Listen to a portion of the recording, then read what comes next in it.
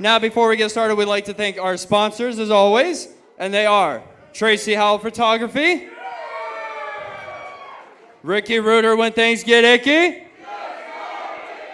Just Call Ricky, Hot Advice LLC, and Palm Beach Tan. They will assist you in achieving, maintaining desired skin tone. Indulge in monthly plans for just $15 per month. Now, with that being said, ladies and gentlemen, are you guys ready for some fun tonight? No. I don't think I heard that right. If I remember right, we sold this place out less than 72 hours of reserved seating and completely sold out within days before the show. So I'm going to ask again, are you ready? That's more like it. Without further ado, please help me and welcome Acting General Manager, Jeremy Jacobs. Acting GM Jeremy Jacobs kicking us off with a special announcement. And on social media early today, you saw a post from Joey saying he was invited as a guest, but he promises to behave himself. I wonder how that's going to turn out.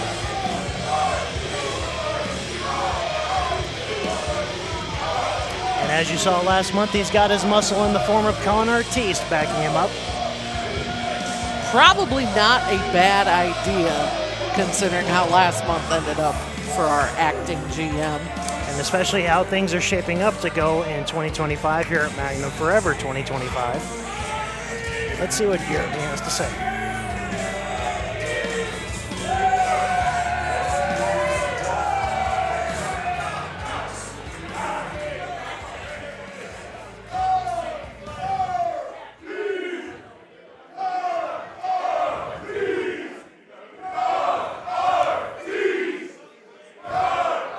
I do love that you guys like my APA. My Artiste Protection Agency. Con's got my back. Seriously though, I want to thank each and every one of you. Welcome you to the 2025 premiere of Magnum Wrestling. Welcome to a twice sold out Magnum Forever.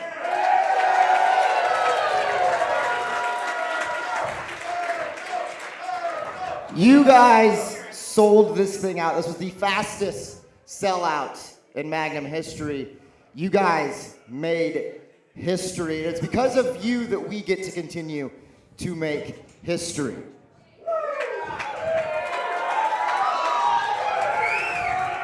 Magnum has always been the place where the best come to compete against the best, but it's also the place where the best young stars of tomorrow get their stripes. It's where they pay their dues. It's where they hone their skills. And we appreciate them for that. And that's how we know that Magnum will be here continuing in the future. One thing we did 2 years ago, we created a division to invest in the future, and that was our women's division. And we have built that thing from the ground up in just 2 short years. Some of the best in the business. And I think it's time we do something to acknowledge them.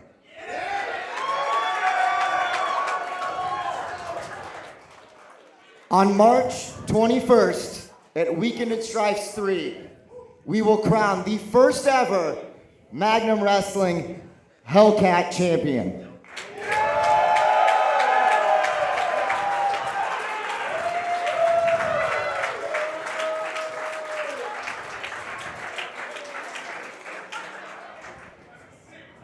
It is a sick title. Thank you guys. We're gonna get things started. You're tired of listening and talking, right? You heard it here, March 21st. Where's Weekend at Alex Stripes. at? I gotta We will give him this thing. Alex. crown the first Your turn. You gotta ever get this show started, buddy. Hellcat champion, which is our women's title.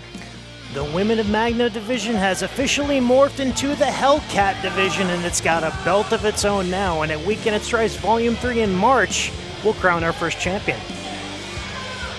And you gotta bet every single woman in that division right now has been put on notice. They've got something to go for materialistically this time. and they've got a title to prove it. Who's going to get that title is And anybody's it's a guess. pretty belt. Jeremy! Jeremy! Why wasn't I booked today? Did you see what happened to me out there? I had to put myself in that match. He hit me before the match even started. Hey, look at me. How's it going? Remember me, Con Artiste, APA, Artiste Protection Agency? Yeah, he's not having it today. I'm gonna need you to pay. I'm gonna need you to pay. You know what? Hey, I'll email you, Jeremy, all right? I'll email you.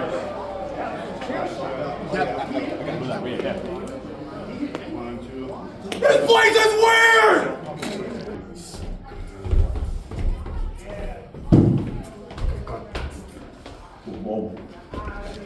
Here you're looking for an opportunity. We just ran into one. I'll see you in January. Wait. No. It's so weird! To say that this is a mismatch is quite the understatement. And it was all because one member of the contest made the mistake of running around the German American Society trying to find someone to tussle up with. Lo and Someone behold, found him. in the stairwell, he ran in to our resident beast, Redwing.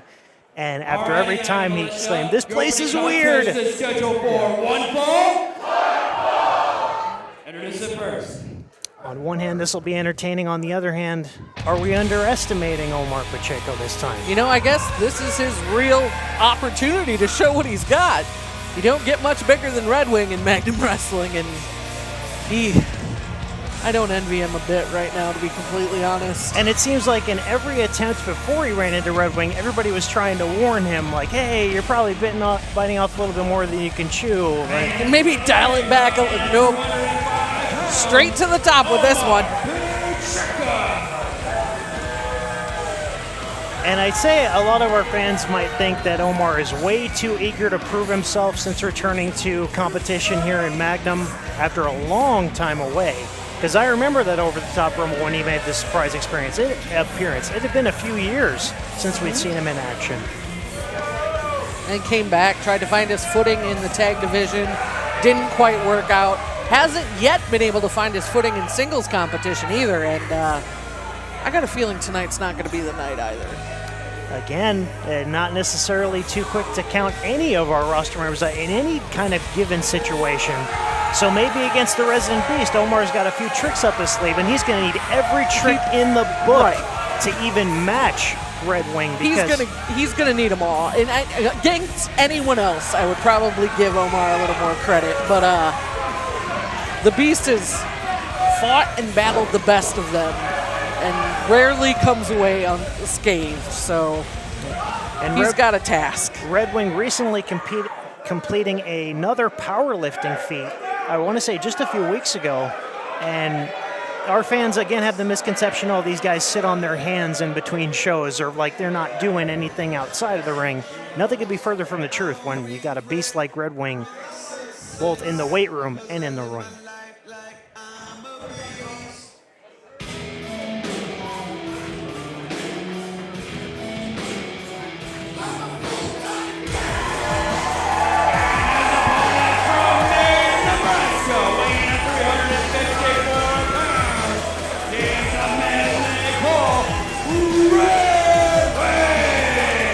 The Magnum Militia might notice our first visual upgrade for the year 2025. That's a pretty new, snazzy entrance stage. It is. It's flashy. And there doesn't seem to be anything flashy about the way Redwing works in the ring and the way he dishes out punishment to his opponents. No matter where we've seen him in the history of Magnum, any venue, any incarnation, any rivalry, it just all ends up the same. I gotta say, Omar's looking a little bit nervous there at ringside.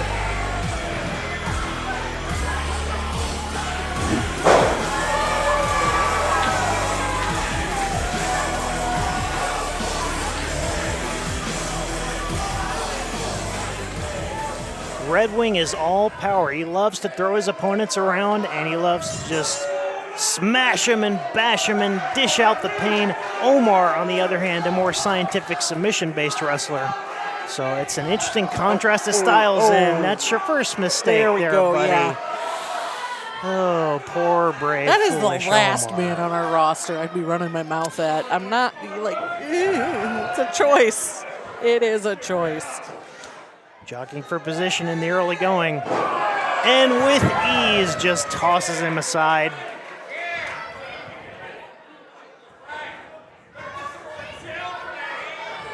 And referee Pee Wee Hell making sure there's some separation between the competitors. Very important, even in a mismatch like this.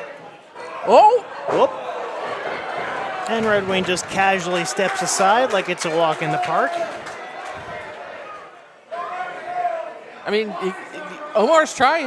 You got to give him credit for that. He's putting in an effort. Oh, yeah. Yeah. Like a rag doll.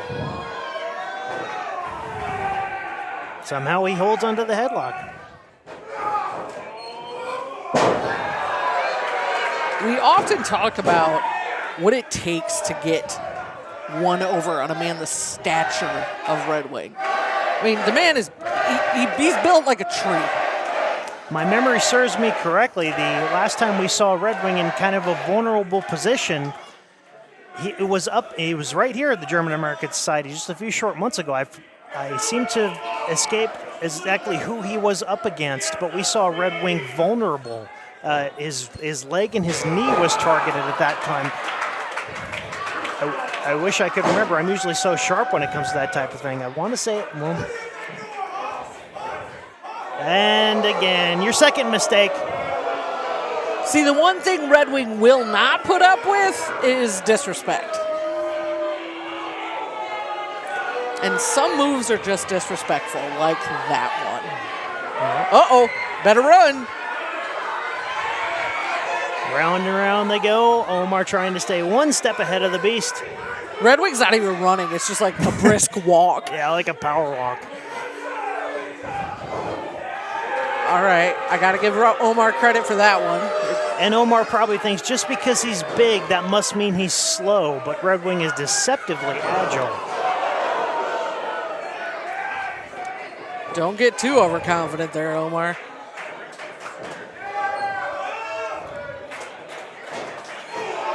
Shoulder block phases him partially. Wait, another choice. But moves like that modified jumping leg drop can come out of nowhere, just like that clothesline. Oh! Speak of the devil. Hold it. Redwing on fire here in the opening contest of Magnum Forever 2025. Omar ducks the clothesline, but Out gets of picked thin air. up There's anyway. that Sidewinder power slam cover. Redwing comes away with the win. A decisive victory. There is your winner, Redwing! I can't say that I envisioned that one going any differently. Me neither. And if Omar thought he was behind Nat before, he's certainly further behind now after this loss. That wasn't the one.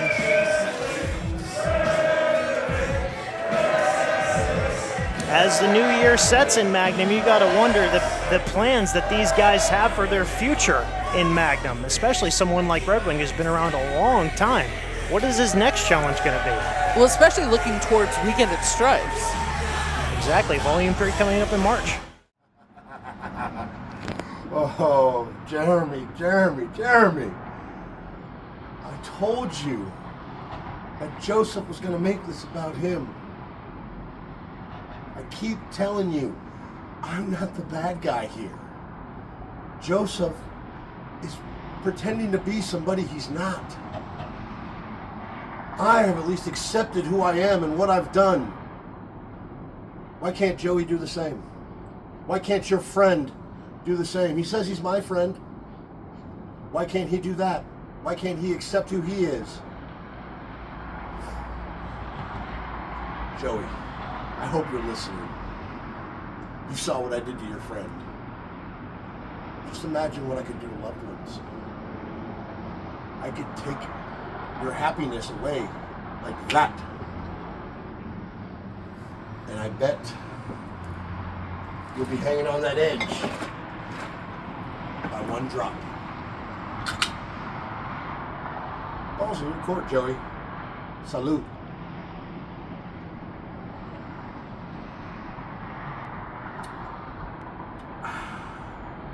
Alright, Magnum Militia, the following contest is a triple threat match scheduled for one fall. Introduce the first. Triple threat action commencing here at Magnum Forever 2025, and this is an interesting sort of confluence of competitors. On one hand, you've got the dark icon, Donnie Pepper-Cricket, and I'm sure his minions, who we still don't know anything about, Not a thing. are not too far behind. And his opposition is in the form of two Bulletproof Academy students in the form of the King of the Ghetto, Relly Carter, and the recently graduated from Black Brave Academy, returning to active competition in Magnum, Drake Holloway.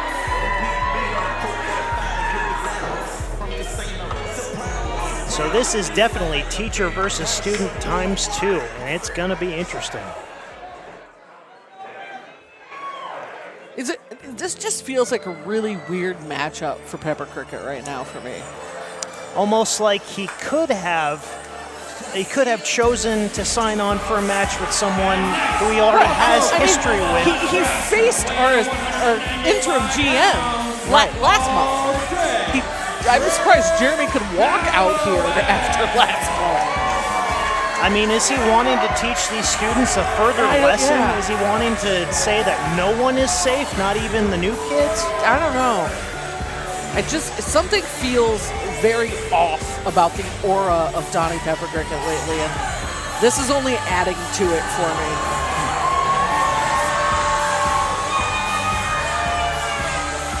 And it may have only been less than a year, but Drake learned a lot down in Davenport at Black and Brave.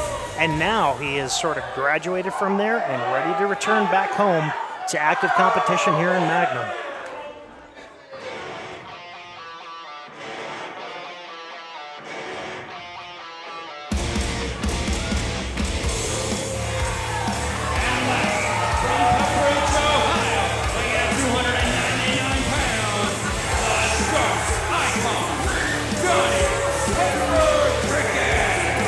Ever since this change in attitude from Donnie Pepper-Cricket, we've seen him play mind games with virtually everybody he stepped into the ring with. And these two guys being students of his, former students if you want to use that term, it's going to be even further a psychological game of chess, because these guys have had individualized one-on-one attention from Donnie at the Bulletproof Academy. These two youngins are going to have to keep their head on a swivel with Pepper-Cricket here tonight, because as we've seen in the past months, Pepper-Cricket doesn't often come out here alone. Right, just when we least expect it, just from wherever we don't expect it, these minions, these mysterious individuals show up out of nowhere and wreak havoc. It's just a strange situation all around, Daisy.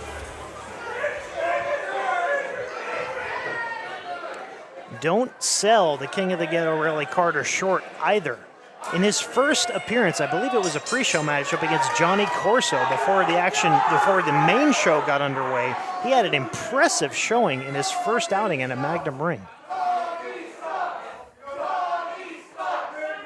Yee.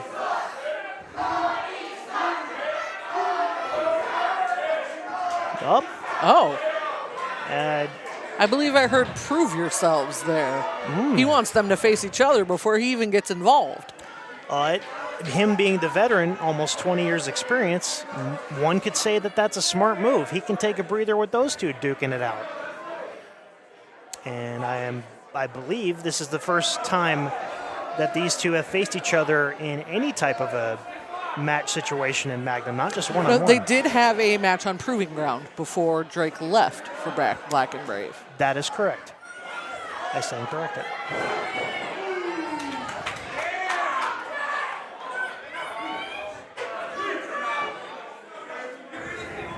They do realize that they don't have to listen to him, right? Right? Right, Like, yeah. I mean, They're young. They can think for themselves. They can think critically. like, and he's independently. another opponent. You don't have to listen to him. Right.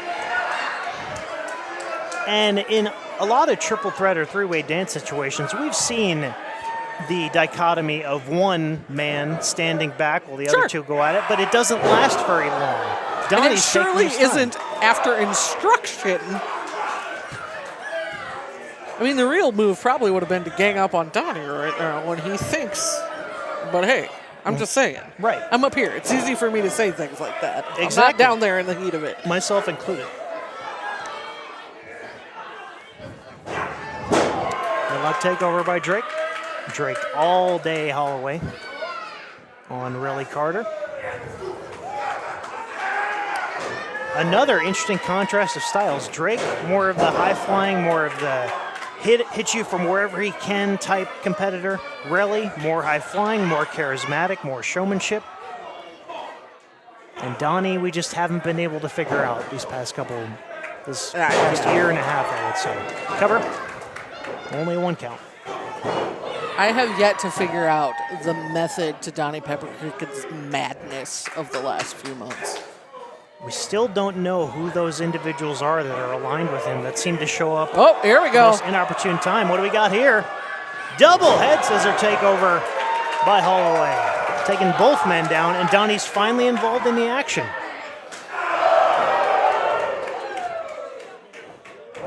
Donnie off the ropes, drop down. Really catches him with a drop kick. Nice Beautiful teamwork. drop kick. Now both men got each other right where they want them. Donnie's a non-factor for the moment. Oh. Not sure what Relly was going for there, but Holloway caught him with a drop kick. Does that mean Donnie's going to do a drop kick? Everybody else has now. Right, Donnie, again, a deceptively agile big man. Facts. And he might also think that some rookie mistakes might be being made by these two, so he can come in at the right time and pick the bones. I mean, it's the pinnacle veteran move to let your opponents wear each other out before you go in and capitalize. Exactly. Donnie Pepper-Cricket's been around a long time. Probably a lot longer than people realize, because a lot of that old footage, a handful of those shows and those matches doesn't exist. A footage connoisseur like myself would love to get my hands on that, but that's beside the point. Like, our archives as far as the history of professional wrestling in Omaha and independent wrestling in like the 2000s is just lost to time, unfortunately. Ooh! Right out of the corner with a sit-out powerbomb. Only gets two.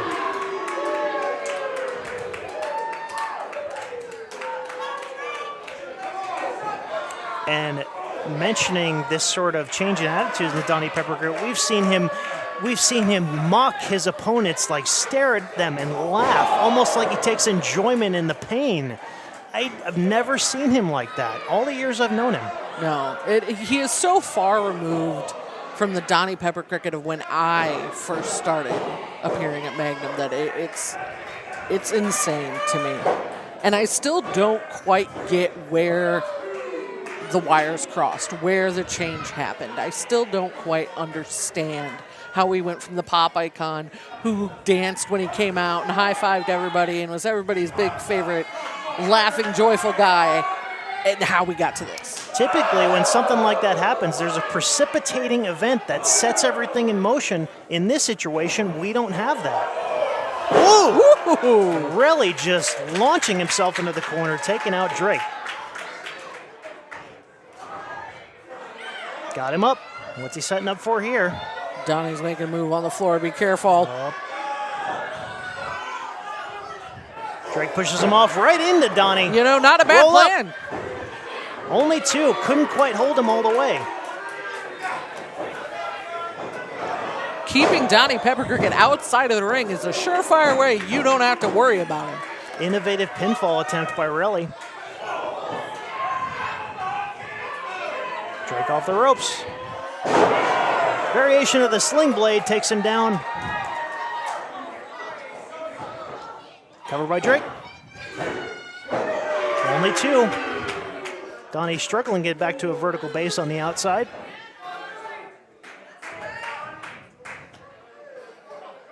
This is a critical moment in the match for these two young guys. Every single appearance you have in that ring is a chance to prove yourself and a chance to make an impression on management. Especially on a night like tonight, our season premiere. We've got the whole year ahead of us. Tonight is really the night to show out and show what you're capable of. Monkey flip by Drake, vaults really almost all the way across the ring. Covered by Drake, only 2. Pepper-Cricket finally making it back into the ring.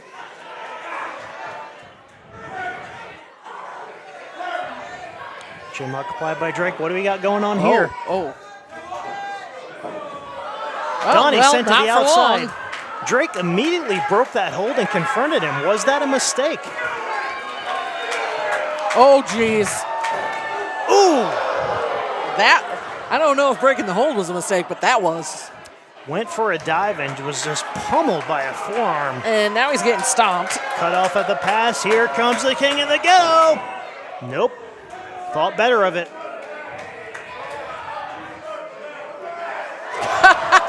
Donnie Pepper-Cricket thought that he had outsmarted Relly there. Plancha takes him down. Drake climbing back in. You don't have to do this. Oh, God. Yeah, he didn't have to, but he's the wheels. He's definitely thinking about it. The wheels are turning. Oh, Lord. Drake attempts that suicide dive again and hits both men right on the money. And that hesitation is part of that rookie mindset I was talking about earlier, and it paid off for him now, but will that come back to bite him, that indecisiveness we see sometimes? Drake essentially throwing Pepper-Cricket back into the ring, going for a pin. 2 count by referee Rudy Diamond. Now we see the frustration starting to set in. And you've got another body there on the outside to worry about. He's got to keep that in mind. Boot to the midsection. Misses with the knee lift. Up. He's got him up. Plants him right in the center of the ring. Cover. No. Almost just in the nick of time. Oh. What? Apparently not. Relly Carter attempted to dive in and break up the pin, but he was he a millisecond too late? What's happening here?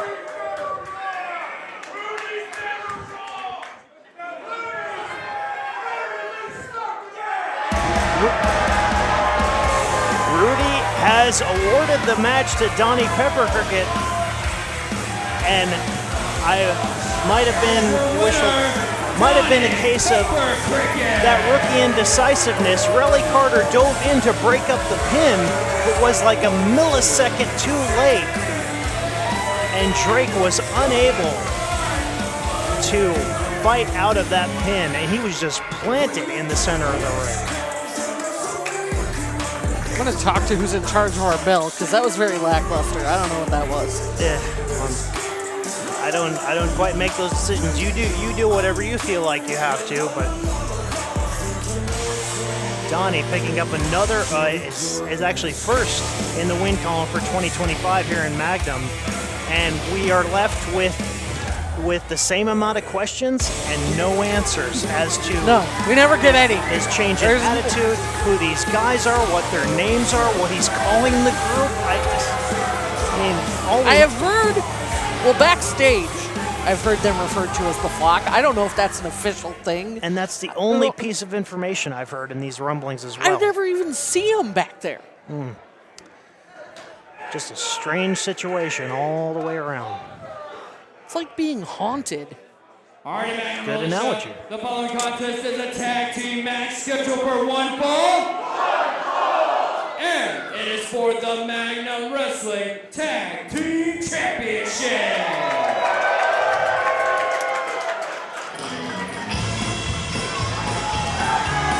And we got a couple of fan favorites challenging for the Magnum Tag titles next. I'm talking about the team of the Golden Boy Uriah Upton and the Lumbermack John McKenzie, the team known as Mariah.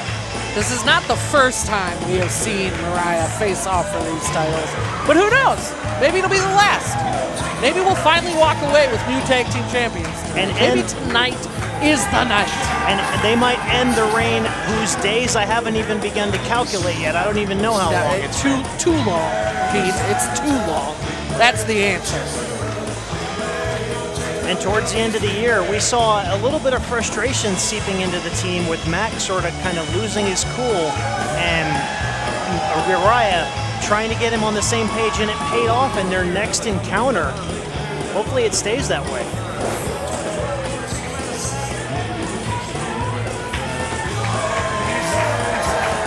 Is Uriah rocking a new flannel jacket? He is. Yeah. Trying to ingratiate himself. It's an official tag team now. Flannel. Right. Trying to ingratiate himself into the life of a woodsman, I guess, or a lumberjack. And they may be all fun and games, but when that bell rings and it's time to get to work, they know how to get down to business, especially with a tall task ahead of them like this in the form of the tag champs.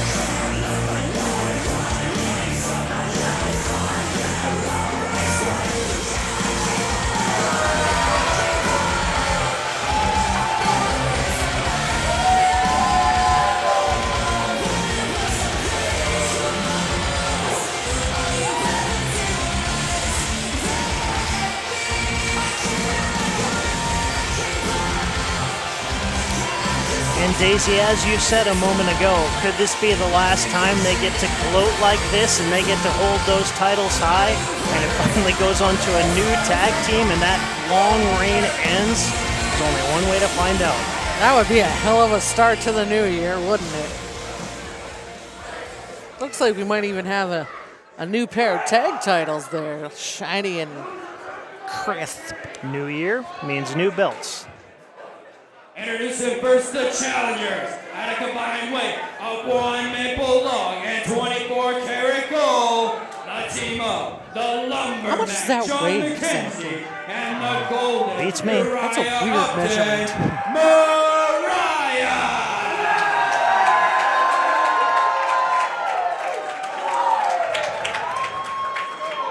And their opponents, the champion, at a total combined weight of 520 pounds with a total title reign of 877 days. Oh. They are the reigning and defending Magnum Wrestling Tag Team Champion, the Silverback Brixton Nash, and the Irish Juggernaut Jameson McGregor, the Crucible. 877 days. That is a long time to do one thing. That is dang near 3 years at this point. The longest Magnum Tag Team title reign in the championship's history. Even in the Eagles Club days, we couldn't have imagined a reign of any title lasting that long. And as much as I like to not give the Crucible credit, that speaks a lot to the abilities of those two men. Either singly or collectively, and especially as a tag team. And not only have they been tag champs here in Magnum for that long, they've also held several other titles in several other promotions. They're fighting champions all over, wherever they've been. But wouldn't it be something if Brier got their first taste of gold now that they're seemingly on the same page again?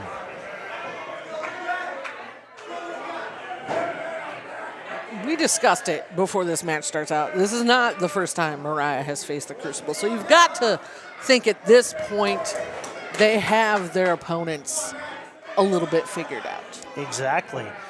And a title defense like that, especially this prestigious, can teach you a lot about your opponent, a lot about the situation, a lot about what it'd like to be in the title picture, vying for those championships.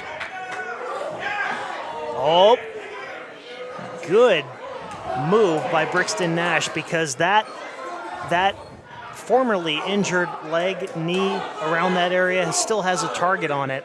It's not all the way healed as far as I'm to understand. Which I believe was courtesy of the Crucible, if I remember correctly. Right. Who put his leg in a chair and smashed it to bits. So there's a bullseye on that leg.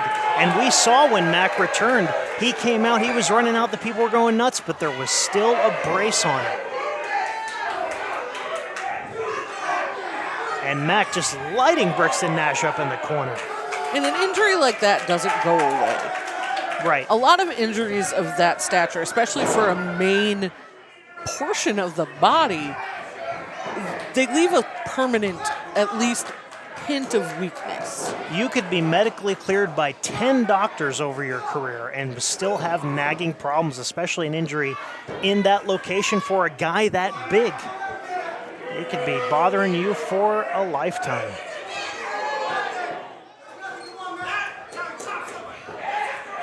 Up.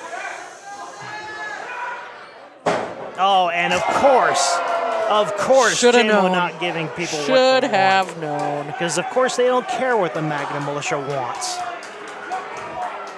And an interesting contrast of styles here in this tag title match. The ground and pound, rough and tumble style of the Crucible up against the big smash mouth style of the Lumbermack and the high-flying charismatic style of the Golden One Uriah Upton. Lance Jameson, impressive feat of strength there. Up goes Uriah, down he goes. Uriah being the legal man, cover. Oh, I see that Brixton has an issue when these two opponents are in the ring. Doesn't ever stop him from getting in the ring when it's not his business. Mariah currently has the ring cut in half and JMO isolated. Mac tagging himself in. Is it just me, Daisy, or is there a little bit of indecisiveness still with these two? There's either a hesitation or just a modicum of tension. Right. I can't pinpoint it, but there's definitely something off. Because I saw that segment on social media at the time where they had a little falling out where Uriah was trying to convince him, like, we got to stay back in the winning ways, and Mac was like, no, let's do what they do. Are you tired of losing all the time? And it was very out of character, very un-Mac-like for him. Uriah's feeling it. 2-foot drop kick just shoots him right into the corner. Jameson McGregor all but stranded right now. Uh-oh, I spoke too soon. Drills him with a brain buster. JMO's close to Brixton, and he tags him with one hand and keeps a hold of Uriah with the other one. Getting a stretch in the abdomen. Just for Brixton to punch it. Taking advantage of every second of that 5 count. Isolating his opponent once again and just raining down with those MMA forearms. Did you see the eye contact he made with Mac before he started that move? Right. That is Brixton Nash in a nutshell. Just taunting his opponents. And that's with anybody. And you gotta imagine not only is Mac getting frustrated with what's going on in the ring, that injury's got to be getting to him too. Every movement he makes with that leg has got to be affecting him. Oh, this is not good. Now the ref's distracted. No, come on. Turn around, Pee Wee. And the Crucible is just ganging up on Uriah at this point. Ugh. Just caved in the chest of that child. He's not actually a child. Right. Don't go calling anybody. We want to make that clear. He we don't is have a technically a grown man. And one of Mac's signature moves is that big boot that can come out of anywhere. Does he deliver that boot with that same leg, Daisy? I'm not sure. Ooh! Jamison stopped just in the middle of rams Mac things. right out of the ring for the moment. And now again ganging up on Uriah. Pee-wee's got to maintain some control in this one. Get one man to the outside.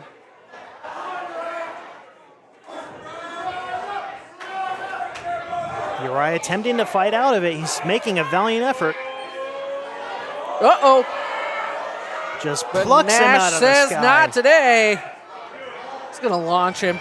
Oh! Nope. Oh! Uriah able to slip out of it. Got him tied up. Oh, God! Oh! Just plants him right on his face. Ew. And turns him out inside out with a clothesline. Good God.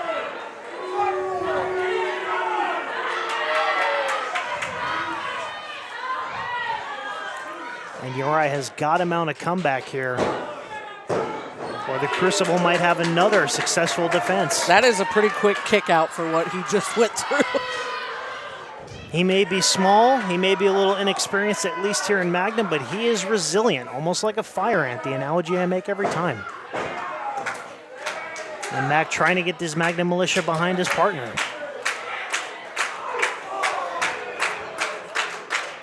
Which really, considering the opponents, it shouldn't be that hard to get people to rally. The Crucible not well liked here in No, Magnum. No matter where they are on the card, no matter what position their match is on the card, not well liked.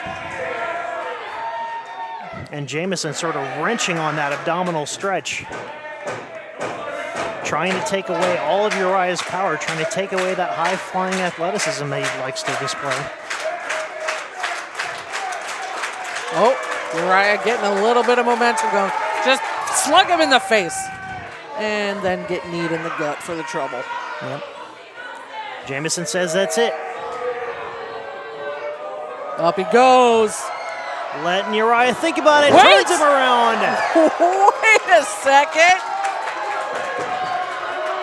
Now comes the hard part. McGregor tipped over like Humpty Dumpty there. Uriah's got to make it to the other side of the ring and tag his partner. And he does. There he goes.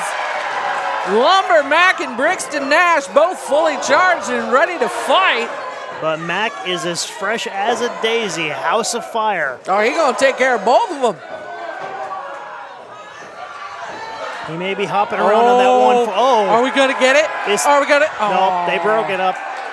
Oh, this is not the double choke slam I envisioned. He blocks it. Meeting of the minds. Double noggin knocker, spins them around. Double cross body, that was impressive. There we go. The militia is charged up. Tag to Upton. Brixton's Google, Jamison out of commission. Here we go. Plants him with a choke slam.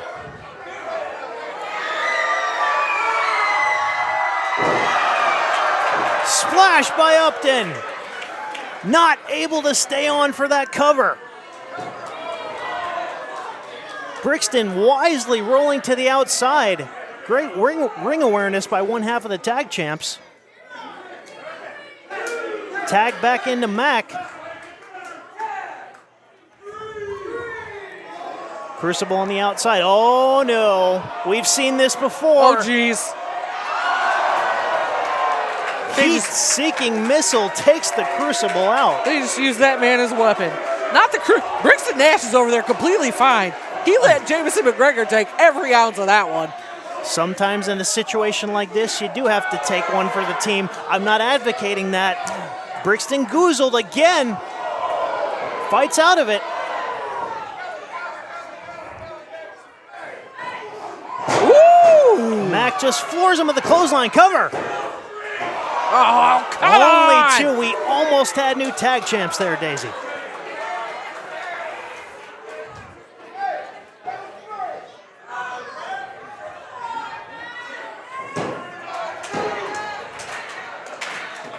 And Mac again trying to get the militia behind him. He's feeling it. He's frustrated. Uriah keeping Jamison McGregor busy outside the ring, which is too soon with a corner powerbomb on the apron. Brixton with a leg lariat cover. Nope. Electing not to go for the cover that time. Tag back into Jamison.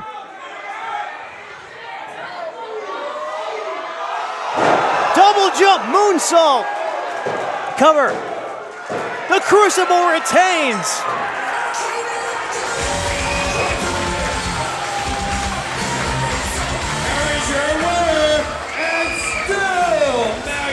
well, that's not how I wanted to usher in 2025, but me neither.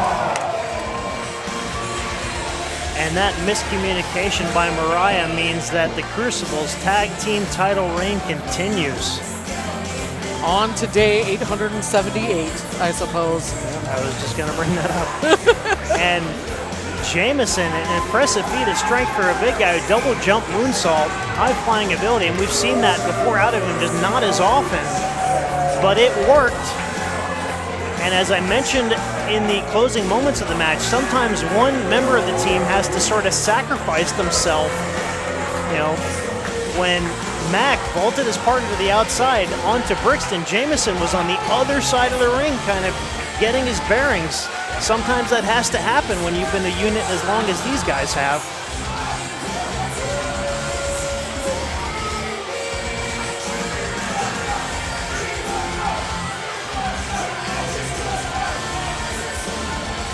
For it being the second time these two have vied for tag team gold, you got to give it to Mariah here. I'm sure in 2025 they'll be on the line for yet another tag title shot with the showing they displayed here for the fans in attendance.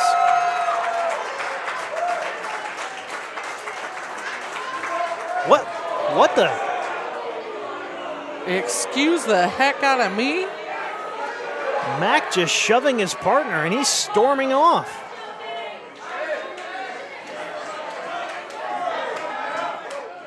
Jeremy! Jeremy! Did you see what happened out there? Redwing kicked my ass! And on top of that, someone stole my bag! What? Do you see what I'm wearing? What are you wearing? Exactly! I had to go to Lost and Found to get this!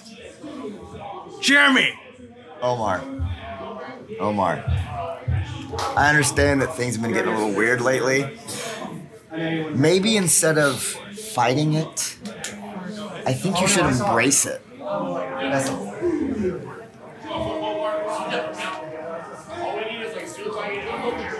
I think you know what to do.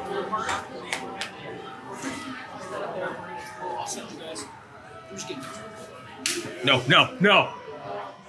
Before the action kicked off here at Magnum Forever 2025, we saw the unveiling of the brand new Magnum Wrestling Hellcat Championship belt, which will be awarded to whoever comes out on top at Weekend at Stripes Volume 3 this March. From Hale's Corner, she is one half of the Hale twins, Brier. And the first competitor in this women's match is Brier Hale, and we first saw Brier Hale in singles action, I believe, at Weekend of Stripes Volume 1, where she took on Valentina Loca in an impressive showing. And we have also seen her in tag team action with her identical twin sister Sage as one half of the Hale twins. I believe they made their debut in the same ring at our first event at Rathskeller, if I'm correct.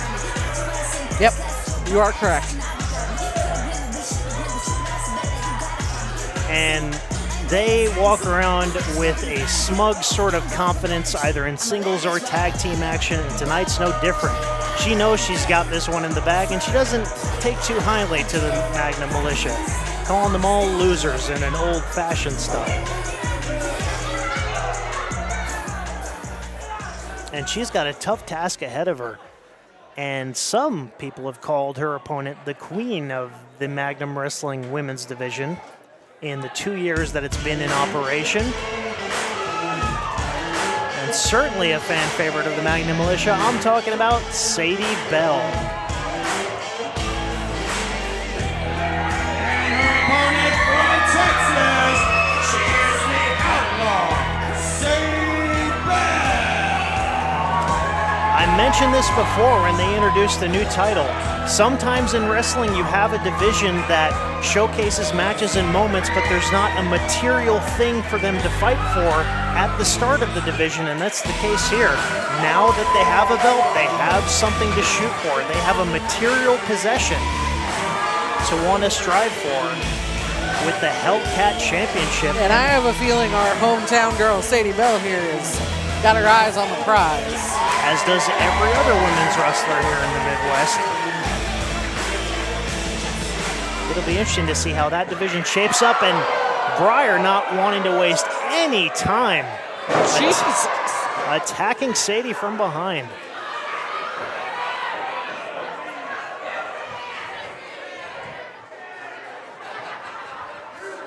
And she knows what Sadie is capable of, and she's wanting to stop any and all momentum from even rising to the surface when it comes to Magnum's resident cowgirl, Sadie Bell.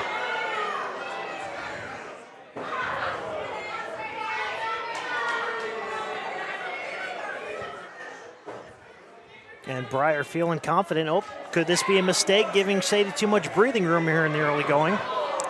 Yeesh. Clothesline in the corner. And again, missing with the second attempt. Sadie in control.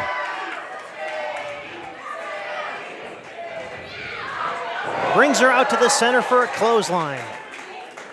Cover by Sadie. Only a 1 count. I'm not even sure that was a full one. Seems too early to want to go for the cover at this juncture in the match. Oof. That was a big kick. Low bridge right almost to the shoulder area of Sadie.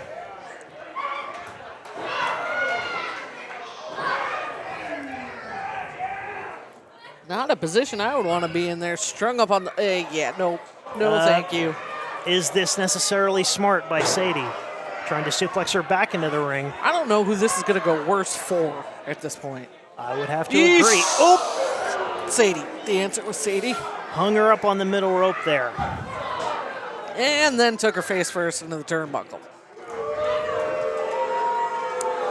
Sadie has had a rough couple months here in Magnum. In that open challenge, in which was answered by handsome Henry Davis, she unfortunately sustained a concussion. She was cleared by Magnum management to continue competing. Yeah, her bell got wrong that night, though. Pun intended. And Brier, as I mentioned before, not wanting to give Sadie any room to breathe, any room to collect herself and get her bearings. Now that this title has been introduced, every woman in the division is laser focused on it now. The intensity definitely feels like it's been ratcheted up a degree, 2, maybe 10.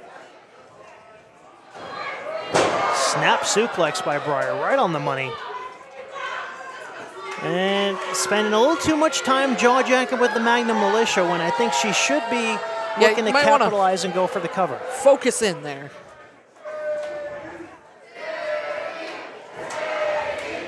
Oh, going for a suplex. Oh, and Brier managing to hang on, almost like re-gripping herself, and Sadie just sort of slipping out. Interesting evasive maneuvers by Brier.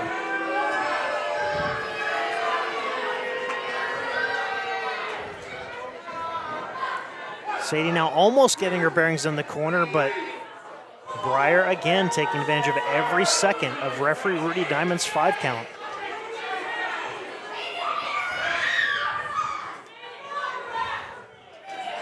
Perhaps trying for another suplex. Sadie counters with one of her own.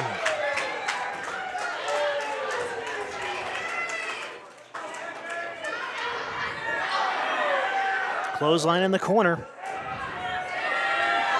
Uh-oh. I think she was going for that hip attack. Brier cut her off, and now,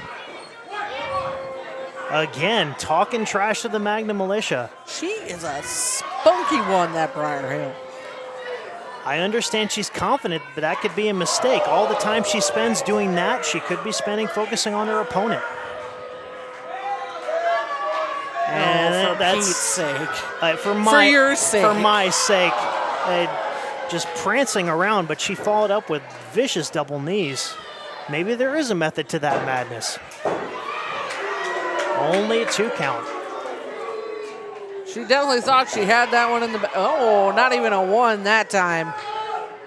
Brier has the distinction of being one half of the only identical twin women's tag team in the United States, but this is singles competition. It's a different ball game. She's got to keep her eyes on the prize. The Militia clearly backing Sadie Bell here tonight. Sadie's got to get something going. Low bridge, double knees, covered by Sadie. Only 2, not able to hold her for that duration.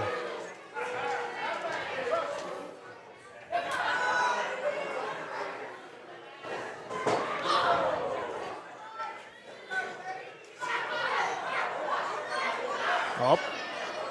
And Brier, you can feel the frustration. She seems angry. Jesus.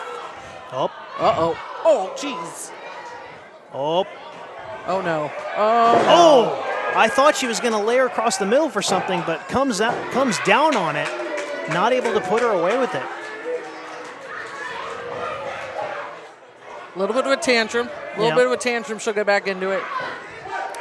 Oh, now we're just going to choke her, apparently. She's still only a few years into her career, both in singles and tag team action, so that inexperience could be costing her at the moment. But she's more experienced than Sadie. That's true. When you pin these two together, Brier's the vet in the ring at this moment. Exactly. Good point. Both women up top. This looks precarious at best. Oh. Who's going to come on top of this one? Oh, Brier's going to be on top, but I don't think she's going to lay him very much. Especially the way down with a power bomb. Which one of these women is going to get to her feet first? This is a crucial contest because you got to believe management is watching every match in this division leading up to March. And I mean, we don't even know what the setup for the Hellcat Championship is going to be. Exactly. We don't know if it's going to be a singles contest. We don't know if it's going to be a tournament of sorts. We don't know anything. Exactly. Sadie with a pair of shoulder blocks. Uppercut roaring in the corner. Up. There's that hip attack. Looks like Sadie kicked in the extra gas.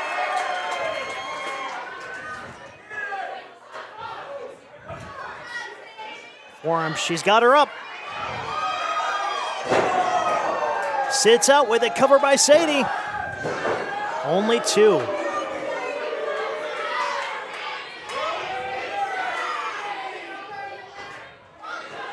Sadie keeping her opponent close to her. Good ring awareness. She's got her up. Brier fights out. Codebreaker to the front. Staggers Sadie. Spear! Takes her down. Is she too close to the ropes? Cover. Only 2. With the delivery of that spear, Sadie fell mighty close to the ropes, and I think that's what broke it up. Cover again. Only 2. And Brier again getting frustrated, getting upset, and Rudy reiterating to her that Sadie was way too close to the ropes on that one.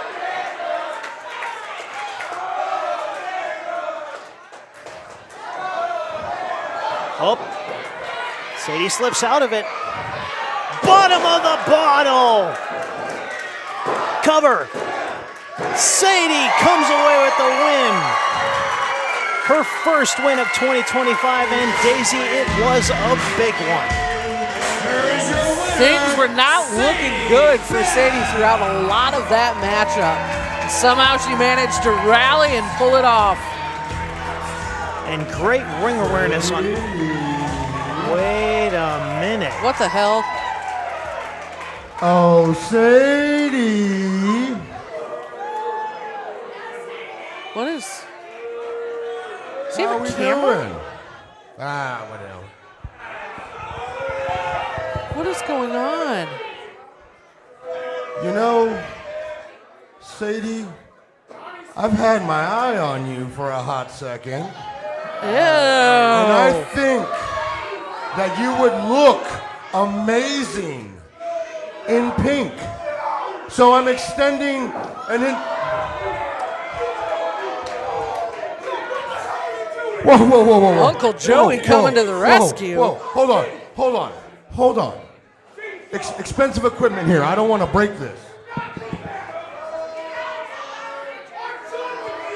Sadie, you might want to stand back. You don't want to see Uncle Joey revert to the piece of trash that he is.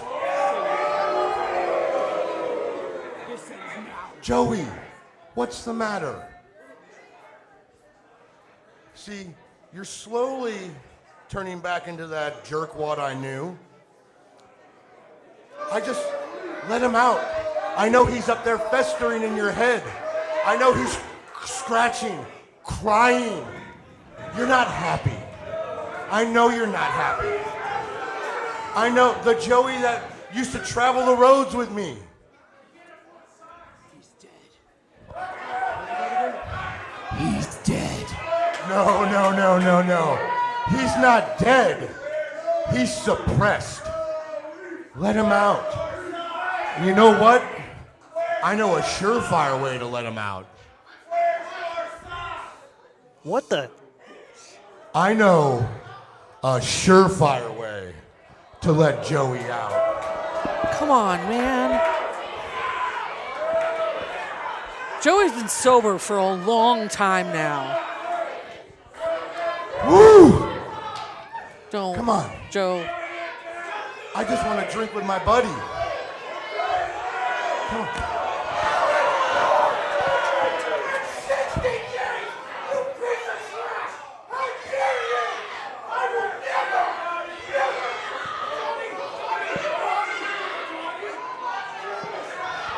You put your hands on me? Oh no. No. They're here. You're done with me? No. I'm not done with you. What the? Oh, my no. God! This gang of individuals is back again. All right. Come on, Joey, it's time we have a little chat. No. What are they doing?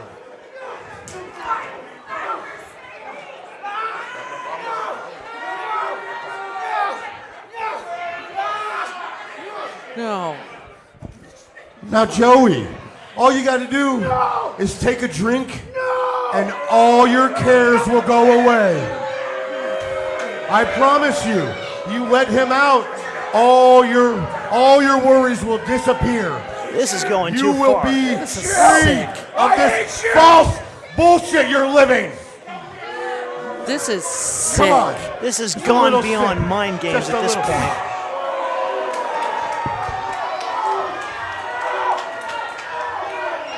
Oh no! I can't believe this!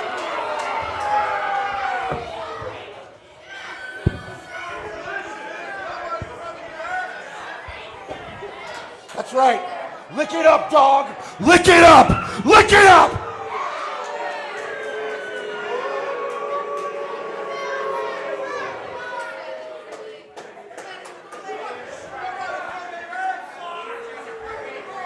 I think we made our point, boys.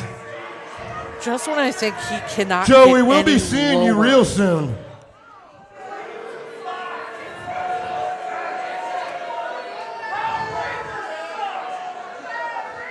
Donnie Pepper-Cricket has lost his mind, but did he even have one in the first place?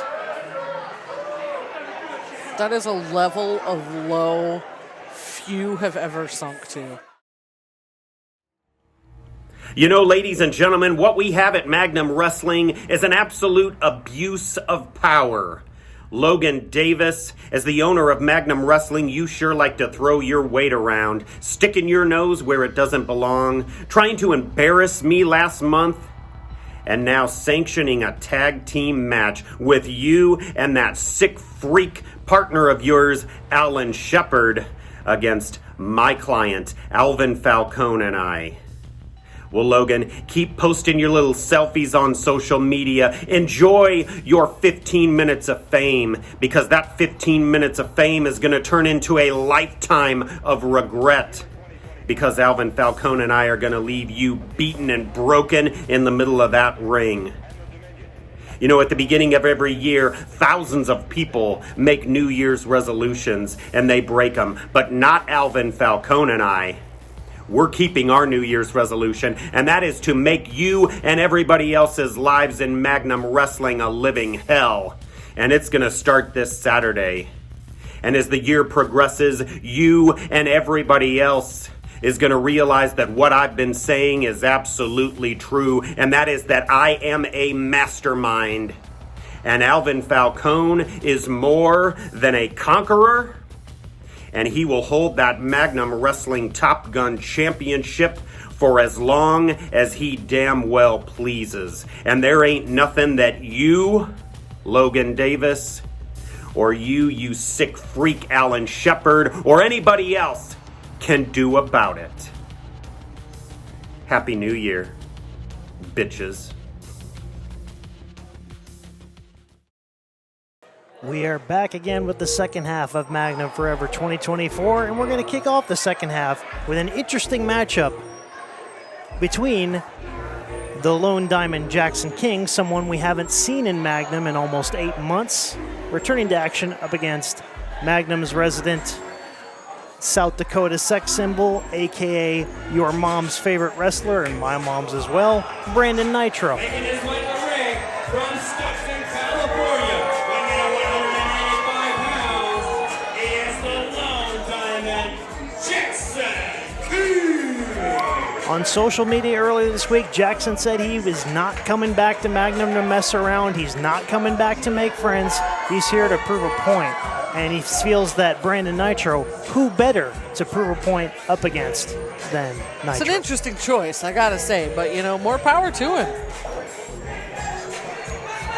And something tells me in 2025 we're going to see a lot more of a serious side of Brandon Nitro than we've seen in the past. He's tasted the opportunity of championship defenses and things of that nature in the last year or so. But we might see a delicate balance in the fun-loving Bang Daddy, he calls himself, and a more serious competitor.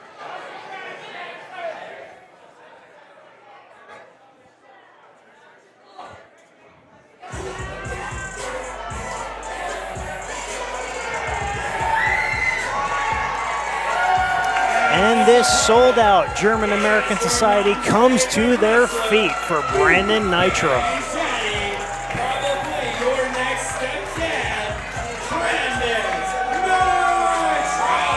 Nitro has had quite the task in front of him the previous 2 months, facing off twice against Christian Rose.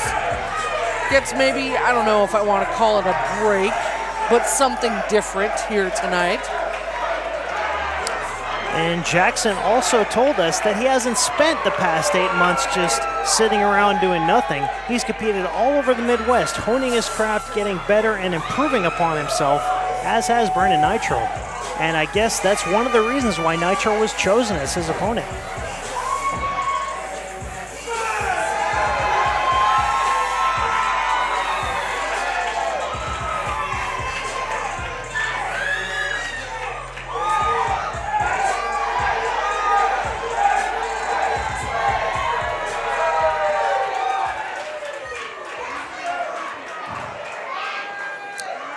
interesting dichotomy because when Jackson King first came to Magnum, he was hot off the heels of the Quarantine series that we featured on our Patreon. That's when we first saw him.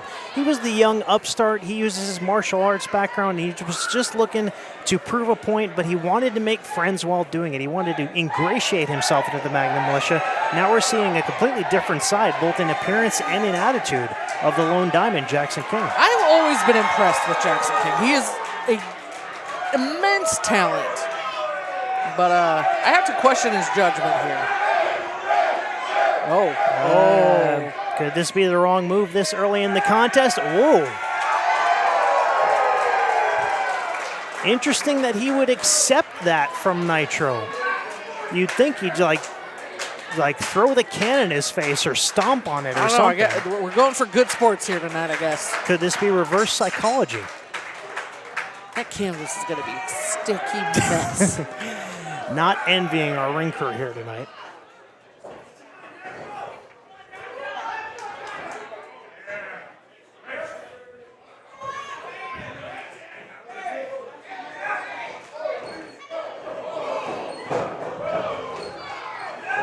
Up already.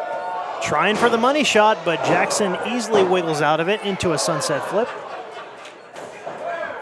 Only gets 2. Another roll up by Nitro. 2 count as well in that attempt.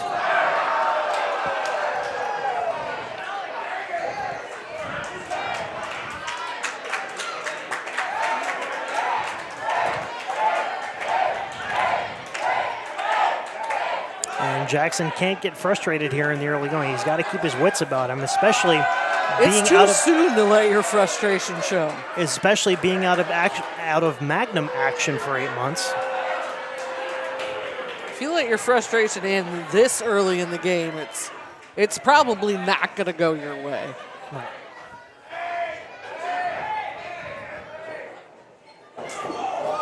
Interesting with the lockup is Nitro keeping the hand behind the head of Jackson.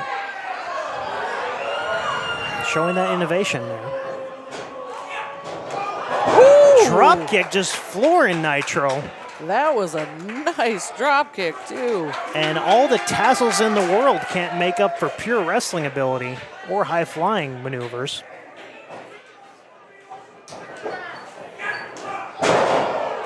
Back elbow takes him down, covered by Jackson. Only 1.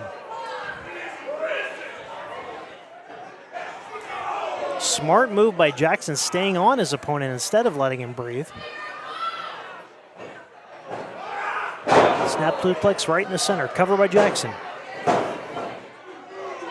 2 count by referee Pee Wee Hell. I think Brandon Nitro might be a little bit taken aback by the quick tenacity that Jackson King has exhibited so far here tonight. Right. One thing about Jackson is his quickness. Ever since he stepped onto the scene here in Magnum, he is agile, he knows when to strike and where to strike, and he is fast. I would say the last big test Jackson had here in Magnum, in my opinion, was up against Luke Langley, who we'll be seeing later on tonight. So this might be another big test against what many would consider a veteran here in the Midwest. Splash in the corner by Nitro. Uh-oh. Ooh. Take that tasseled boot right to the chin. Not able to get the win with that. But that foot was like right on the side of Jackson's head, right on the money.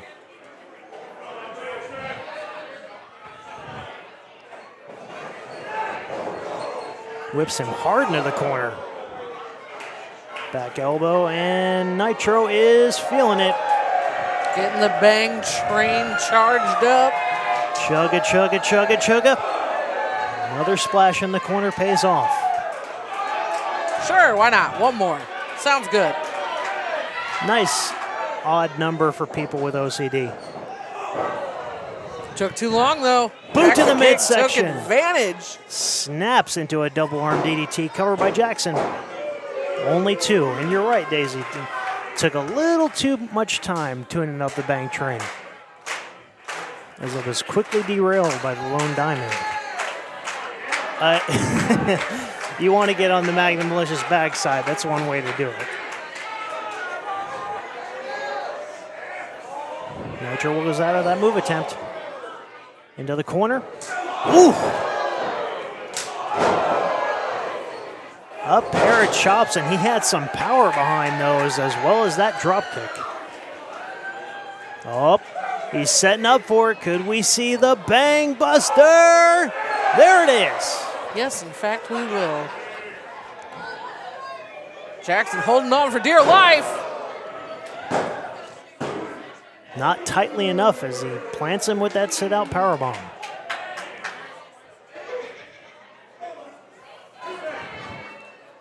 Looks like Nitro thought he had it after that one, but King's not willing to go down quite yet.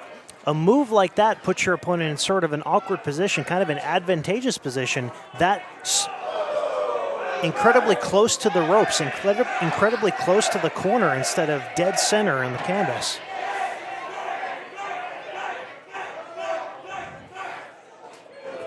Ties him up. Chop to the chest. Not quite satisfied with that No, first he didn't attempt. like that one. Oh, Not probably able didn't to like make up that one for it. either. Jackson with one of his own. And again. Ooh, that one had some smoke on it. Ah, not as much as that one did. God dang. You cannot count out a veteran like Nitro in a situation like that.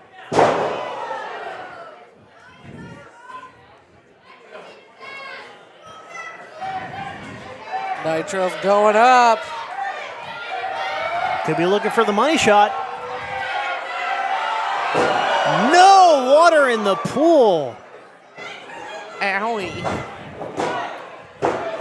Rough landing for Nitro. Only got a 2 count from that attempt. Misses with the money shot, and it's like he didn't completely land flush on the canvas, almost like his lower legs and his feet, from my vantage point, still struck Jackson, so that must have been extra painful.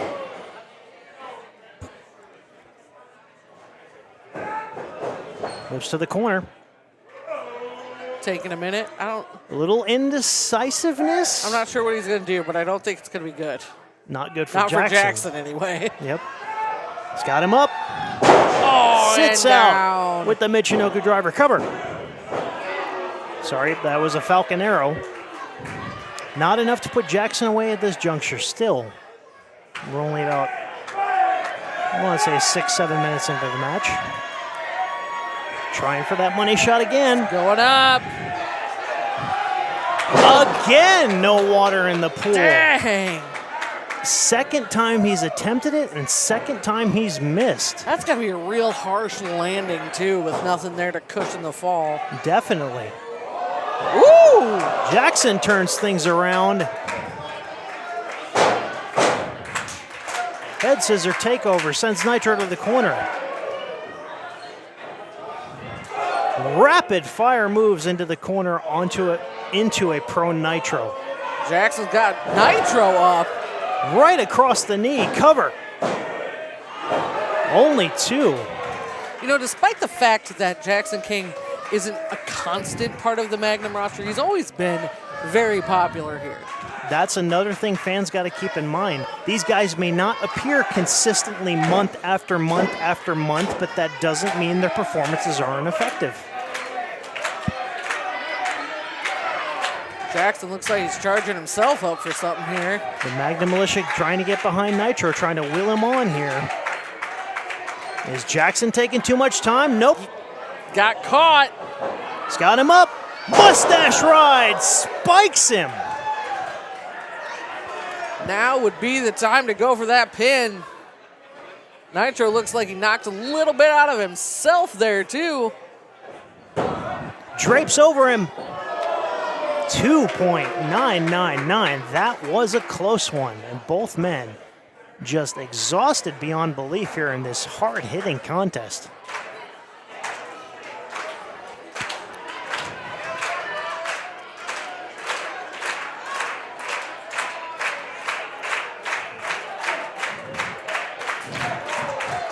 And we've Trading seen slugs down there on both knees. We've seen this before in moments of exhaustion in matches like these. The battle goes from the knees to a vertical base like that. Jackson puts on the brakes. Oh! Low bridge. Nitro to the outside. Launches Nitro right into the first row. Oh, God. Oh, God. Crossbody. Buddy got caught. Nitro catches him. Right into the ring post. Back first. I don't imagine that's how Jackson King thought that was going to go. Definitely not. And that's certainly going to affect any striking ability. If he wants to get into a specific stance, that's going to be tough for him.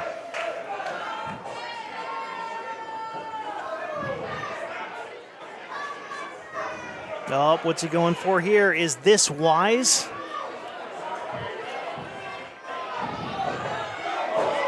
Jackson jumps up and cuts him off at the pass with a forearm. Both men battling up top here. Nitro pushes Jackson off. Oh, geez. Ooh! There's that martial arts background. Stiff kick floors Nitro, who's still prone up top. What's he going for here? Nitro able to counter it. Oh! That is what not going to be is fun. he going for? Top rope mustache ride. That's it. I mean, if one from floor level didn't work, I guess you take it to the top rope. Daisy. That is the first time we have seen Brandon Nitro, a wrestler not all that known for top rope maneuvers except the money shot, try his secondary maneuver, the mustache ride from the top rope. He nailed it right dead center, and it paid off.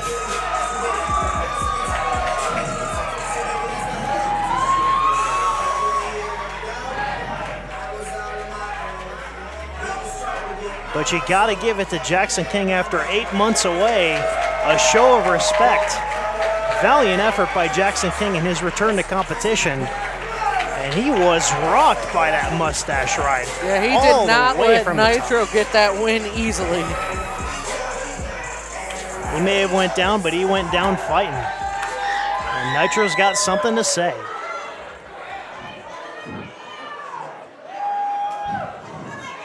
Time and time again, I get in this ring and I bang.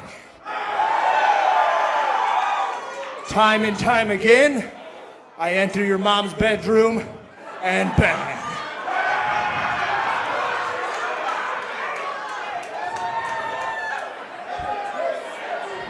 I love banging so much that I do it time and time again, and the last time I was in this ring, got screwed. And the time before that, I got screwed. I don't like getting screwed, but I like banging. So Christian Rose, I don't care what the count is. I don't care how you beat me before, and I don't care what it is, but you will be in this ring with me again. And I will even the score.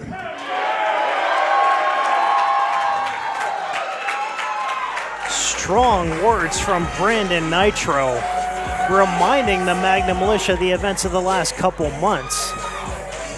He's definitely got a score to settle, and we just might see that happen here in the new year here in Magnum. We had to get you out of there. Donnie was out there. Joey would have wanted us to get you out of there. He would have won. Hey. Con, he's good. He's good. He's good.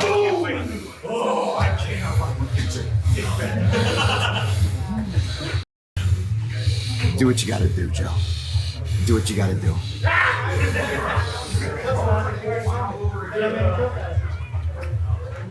I've seen that look before. We have Magnum's resident Fort Daddy up against another returning competitor in Magnum. I'm talking about Black Diamond, Luke Langley, and this is gonna be a good one.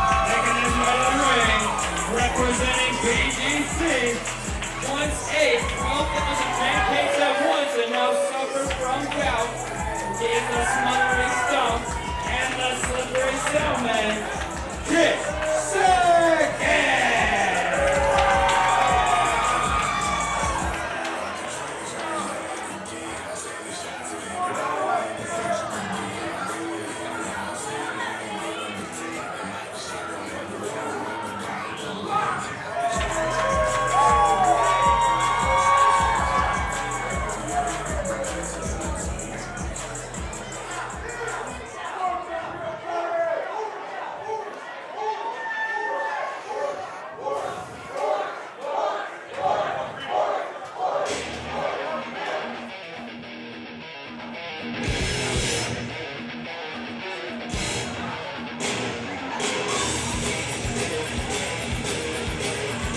And his opponent from Manhattan, Kansas, weighing at 203 pounds, Black Diamond, Luke Langley.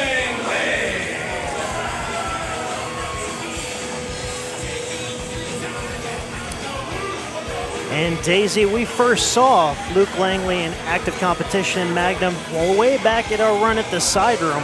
He had an impressive showing up against who was then Superfly. We know him now as Jay Fowler, and he's certainly impressed both management and the fans. He's made subsequent appearances, including here at the German American Society, and he is back in action tonight against one of Magnum's resident favorites.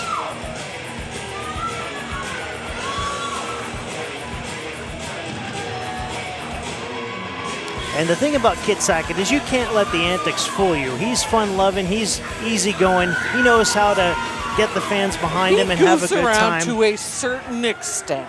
But when that bell rings and that bag of forks that's probably hidden somewhere gets put away, he is all business.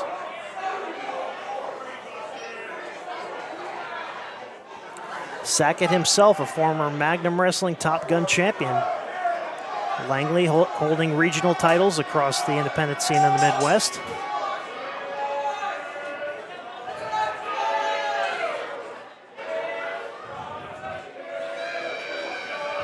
And if you notice, Kit, a little tentative here, but I think he's sort of sizing his opponent up mentally. He doesn't want to come in guns blazing right away. He wants to try and figure this guy out. And I believe their first one-on-one meeting in a ring at all.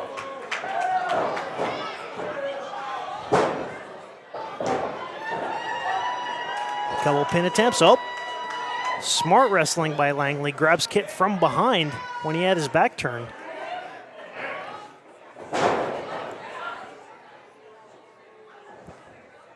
Kit's got him down, and Langley's a big guy. He's not small. But considering Kit faced Redwing last month, he's a little bit smaller there. Right.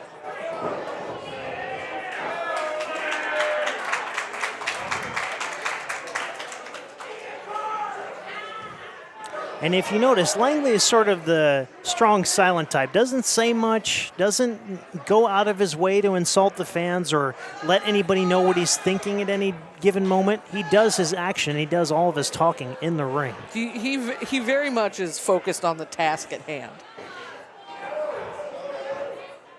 Whereas Kit may be focused on the task at hand, but there is no sign of any forks here tonight. So I shouldn't have laughed at that. That was actually terrible. Well, hey, you got to think on the fly sometimes when you're in the commentation station. Ooh! Talk about a rough landing.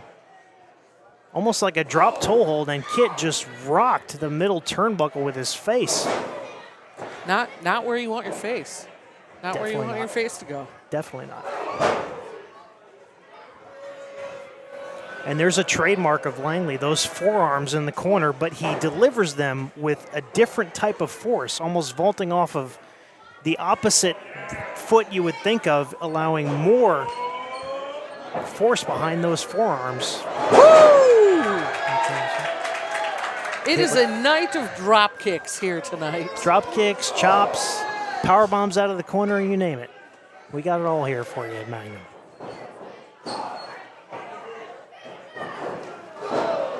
Kit misses with the forearm. Delivers a back elbow. Whoa! There's that scientific ring awareness of Langley. He saw that Kit was on the top rope and immediately pushed him off. Didn't give him any time to collect himself.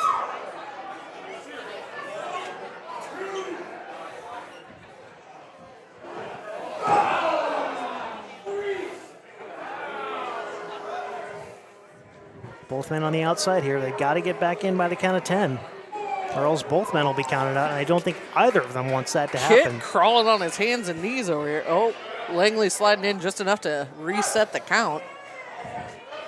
Drops him back first on the apron. Ow! Wah. I don't know if you know this, Pete, but that's the hardest part of the ring. Oh, I had no idea. I know. Learn something new every day. Langley vaulting himself in the ring, and that's another thing about Langley, too. Also, deceptively agile big guy. Langley's just a well-rounded opponent. Definitely. He is. You never know what to expect out of him because he is so good at everything. Much like our own Alan Shepard, he reminds me of sort of a throwback to the territory days, the smash mouth style of the 80s and early 90s where you saw a different type of wrestler on your TV screen every week. I can absolutely see that. And he's got kick grounded.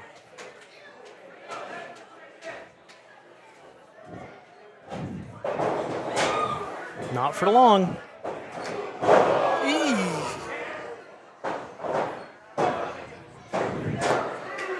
And I know we're probably giving Langley too many flowers at this point, but his delivery of all of his moves is just 50% more oomph behind everything he does. And the flowers we are giving Langley do not take away from the flowers that Kit Sackett himself deserves. Right. They are both incredible competitors. Langley just happens to have the upper hand at the moment. Right. And much like Kit's battle against Connor Hopkins late last year, sometimes it takes a while for two opponents on opposite sides of the Midwest to join together in a place like Magnum, but when they do, it's always fun and it's always magic. Kit whips Langley to the corner, reversal. Tries for a neck breaker, backslide. Kit not able to hold him. There's that neck breaker right onto the knee. 2 count. And backslides are a notoriously tough maneuver to pull off and defeat your opponent with. Very rarely does a match win as a result of a backslide. It's risky. Sometimes it doesn't pay off, as it didn't there. This drops the elbow right on the side of the face. And Langley has Kit grounded.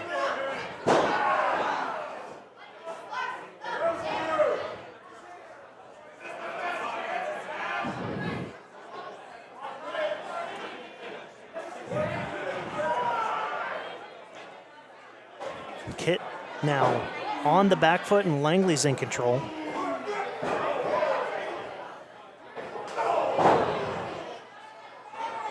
Also, for a big guy, Langley's got a pretty devastating arsenal of kicks and martial arts-based maneuvers. The way he looks, you'd think he'd employ a different style, but this guy's multifaceted. Just scrapes the knee right across the head. Cover. 2 count.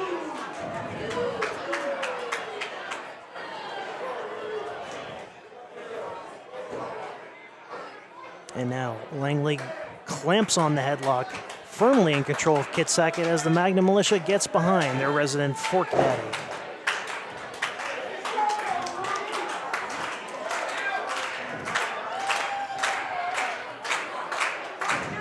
They're trying to get Sackett to his... Oh, it might be working. I think it's working a little bit.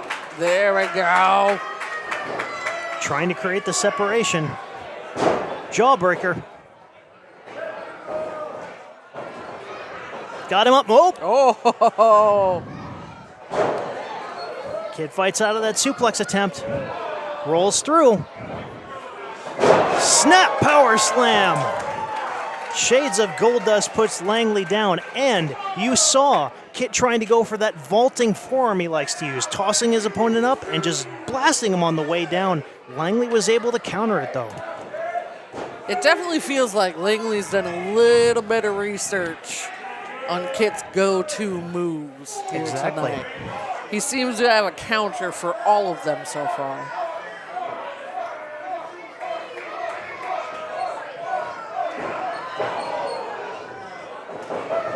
And Langley likes to keep everybody guessing. I haven't really keyed on any typical finisher of his. Backstabber. No, not at all. And this is far from the first time we've seen Langley. He kind of just goes with what he has the opportunity to do, you know? And speaking of opportunity, Kit is seizing it right now. He's got him up. We've seen this before. Langley muscles out of it. Up and over. Hangs him out to dry on the top rope. Oh. We've seen that before as well. Vaults in with an STO. Cover. Only 2. Although Kit was close to the ropes, he was still able to kick out and break up the pin that way.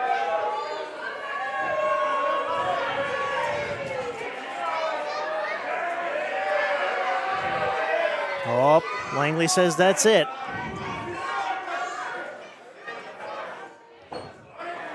Oh, man.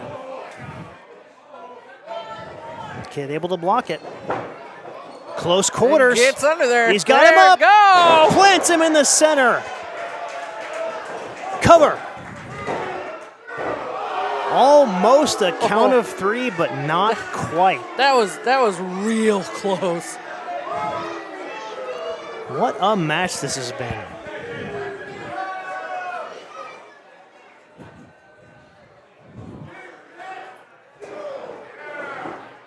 Kicked him right in the shoulder blade. Trying to keep him down, not letting him kind of get his bearings, not letting him get to his feet, because that seems to be when he's at his most Oh, geez. Watch out, Rudy. Oof.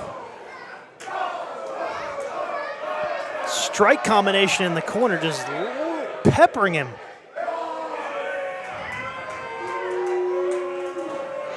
Oh, big ol' elbow for the trouble. Go behind. Oh, and we've seen that before as well. It's coming back to me. Shotgun dropkick in the corner. Before that, he kind of reversed vaulted Kit into the corner right where he wanted him. Woo! Back suplex. Cover by Langley. 2.5. Almost a little more than that.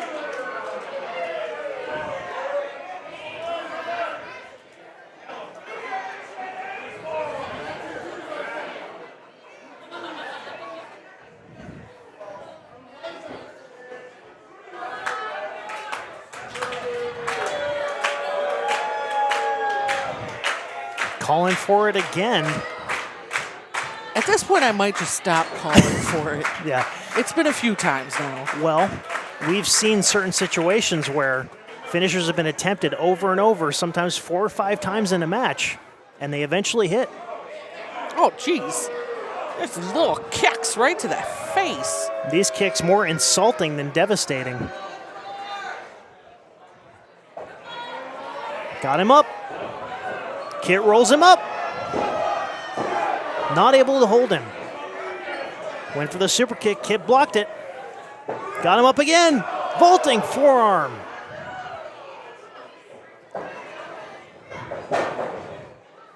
Both men jockey for position. Kit rolls out. Turns her on and blasts him with a kick to the face. Ow.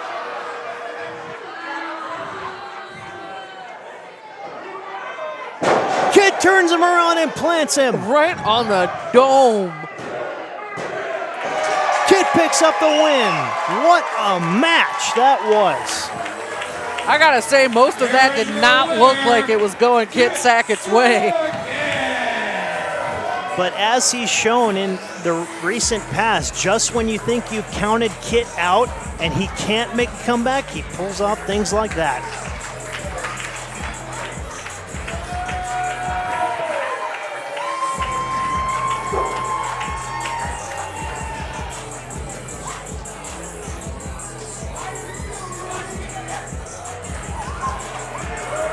Kit put up one heck of a fight against Black Diamond Luke Langley in Langley's return. Hey, no, come on. No one needs these jackholes. Oh, jeez. Oh, God. Oh, jeez. I thought Jameson was going to use the chair on Kit, but he was... Okay, look. Kit did hit McGregor with the chair last month, so I mean... Oh, no. But they're... Oh, Good gravy. Ow. And they picked a perfect time when Kit was half spent. And I mean, I gotta say, Jameson McGregor wouldn't have gotten hit with a chair if he would have just been minding his own business in the first place. Yeah. That's just uncalled for. You retained your tag titles. What more have you got to prove tonight? Oh no! Here comes the cavalry! Oh, Redwing is sick of the Crucible crap.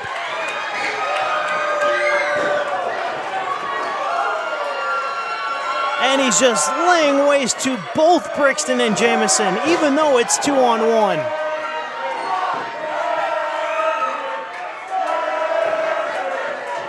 Oh, and now No.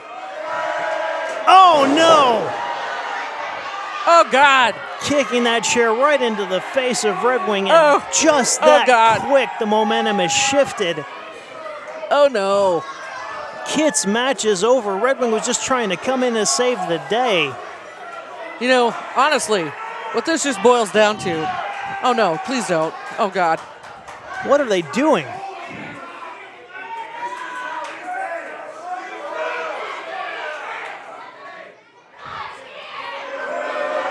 What's the point? What is the point of this? Of course, more gloating. We still don't know why the Crucible have targeted Redwing. For like the last year now. I could understand doing it for 6 months and then counting your blessings and moving on, but there's some sort of issue that we just haven't been able to put our finger on. I don't understand. I don't get it. I just wish someone would put a stop to them. Who's it gonna be? I don't even know at this point.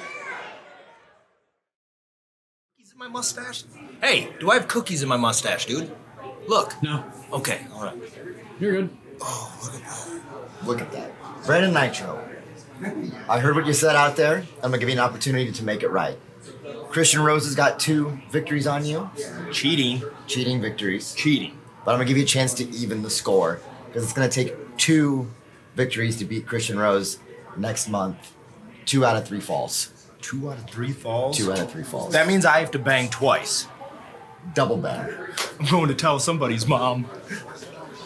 Do not see what you did out there.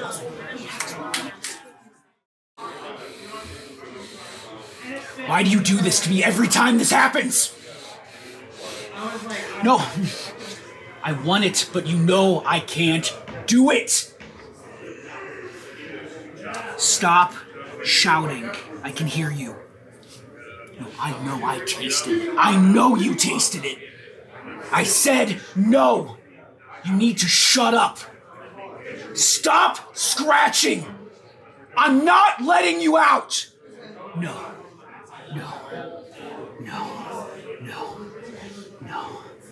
I'm never letting you out. I'm never letting you out. No. Shut up! Shut up!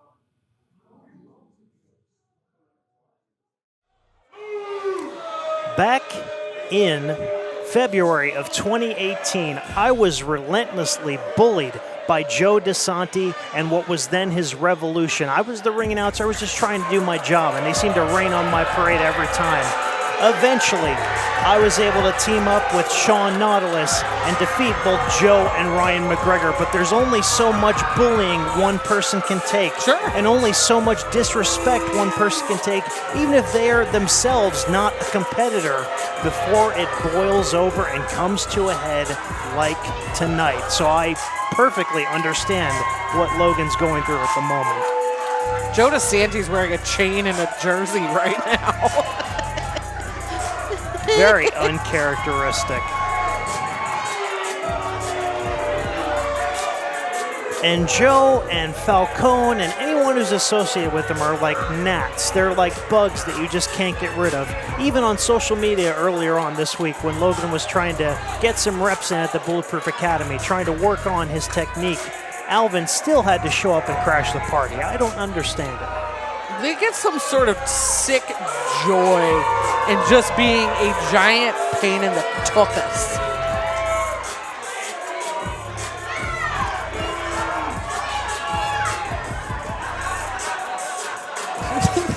Sandy looks so funny right now. Ugh. And in that match that I was a part of, there was no better feeling than spearing DeSanti to win it all. Ladies and gentlemen, I bet that was glorious. Oh, man. I would like to do that myself one day. I wish microphones had mute buttons. I am not a professional wrestler, but that chump, power-hungry owner Logan Davis forced me into this match. Well, Logan, I got news for you. If you think you're going to get your hands on me tonight, you've got another thing coming, because you got to go through that man. So what I want you to do right now is get up off your fat, ugly asses and show some respect for one of the greatest tag teams ever assembled. It's assembled once. I am the mastermind. You literally Joe just said that you're DeSanti, not going to do and this anything, man and yet you're calling yourself the greatest is the tag team Magnum ever assembled. Wrestling Top Gun champion. He is more than a conqueror. He's your protector. Alvin Falco. Oh, looks like we might have a new Top Gun strap as well. We just got new belts all around the circle today. Yep. Here we go.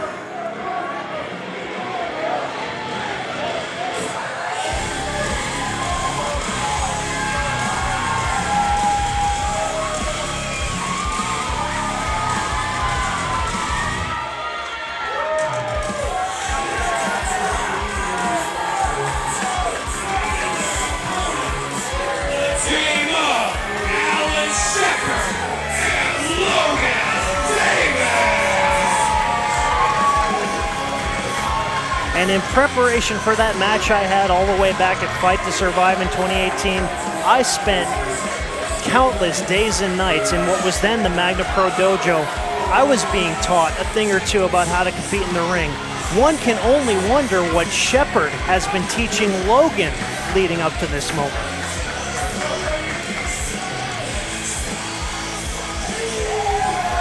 And Shepard isn't necessarily a homegrown Magnum talent. He got to start way back in other areas of the country. So he's had to learn tricks of the trade from many different disciplines, many different areas, and many different teachers. And one can only wonder what he has taught Logan in preparation for this tag match tonight.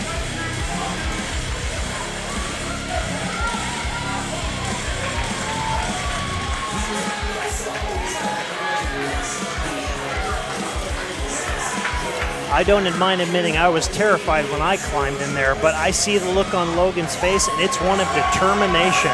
He is fed up, and he's ready to get even. After everything that Joe DeSanti and Alvin Falcone have put that man through, I think this is a long time coming.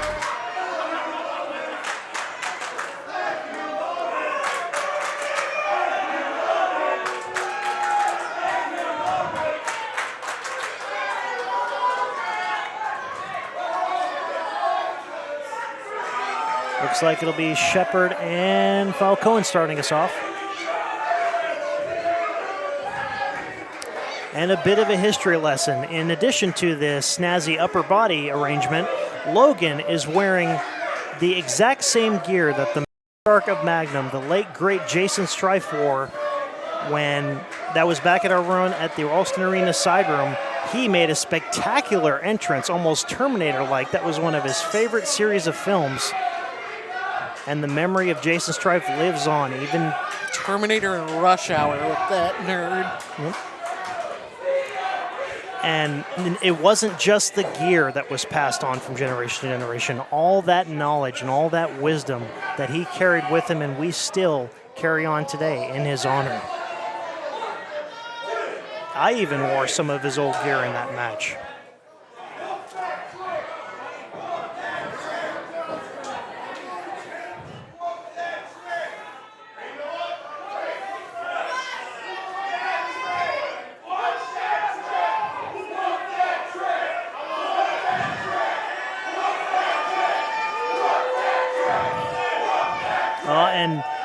like Alvin isn't in any position to be calling the shots. He says he wants Logan in the ring to start off with. Of course he does.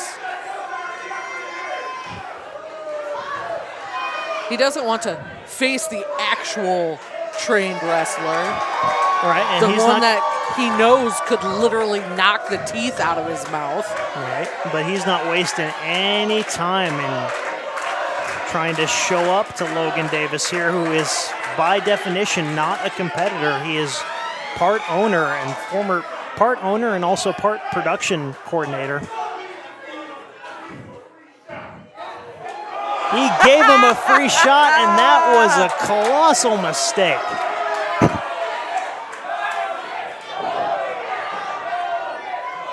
And another one. Here, have one out, another one while you're at it. I never thought I'd see Logan chop somebody before, but I'm loving every minute of it. Oh, Joe, he's following the rules. This is what you wanted, remember? Oh, no. Alvin's got a hold of Logan. Oh, no. Knee strike right to the sternum. Just puts Logan down. And that quickly, Alvin's gained control for his team.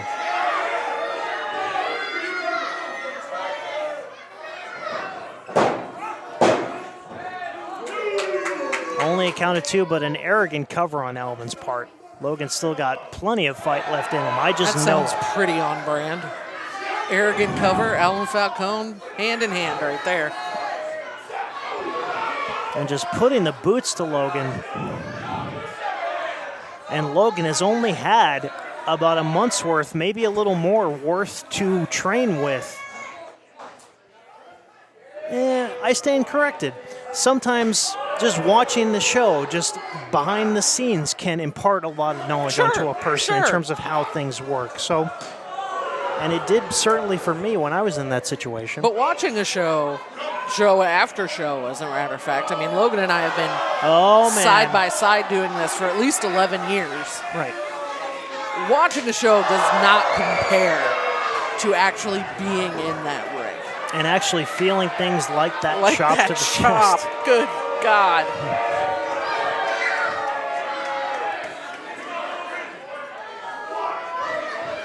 I wish Joe DeSanti would get one. Knock that smug smirk right off his face. Something tells me we've got a long way to go before that happens, but I'm still hopeful. And the Magnum Militia firmly behind Logan.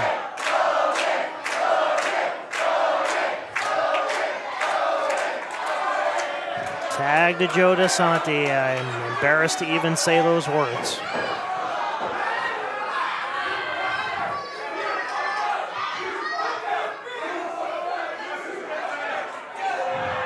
Oh, Jesus. An immediate tag right back into Falcone.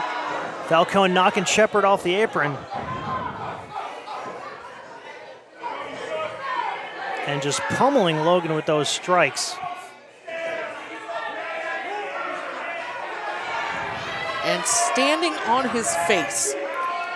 Adding insult to injury. And literally standing on his face. And as usual, DeSanti doing the bare minimum.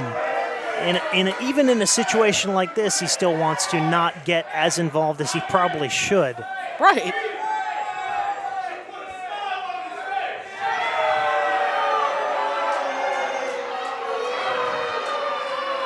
Oh, man.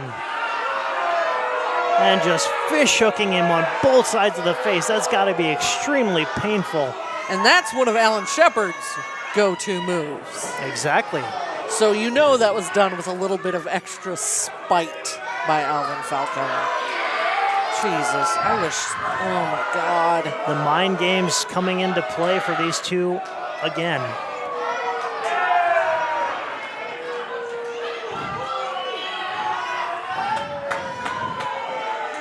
Oh, of course. Was there a... What an opportune moment for Joe DeSanti to actually do something. Is he taking his belt off? What is... Whoa. This is not that kind of party, DeSanti. Pee-wee, I think that's a weapon. Yeah, no. Oh, no. God. And just whipping Stop Logan him, with his belt. Ref. literally your job. Speaking of who should stand up for themselves, I say Pee Wee should step in and show some authority. Yeah, this isn't a no holds barred. This isn't. And I could hear those thwacks of the belt across the bare back Falcone, of Logan. allow me to crack you with a belt. Get him out of there. Logan needs to make the tag, and he needs to make it quick. Pee Wee needs to do something about it. Looks like Shepard's beat him to it. Finally got that belt away from him. Oh, tag to Alvin. That's not something you want in the hands of Alan Shepard, though. I can tell you that. He was distracted, allowing Alvin to knock him off the apron again. Oh, man. Snap suplex right in the center. And I reiterate, Logan Davis is not a competitor. He is a part owner of Magnum Wrestling, current chief of production. He's used to being behind a camera, behind a soundboard and a light board, lighting technician, things like that. He's not used to mixing it up with these guys in the ring.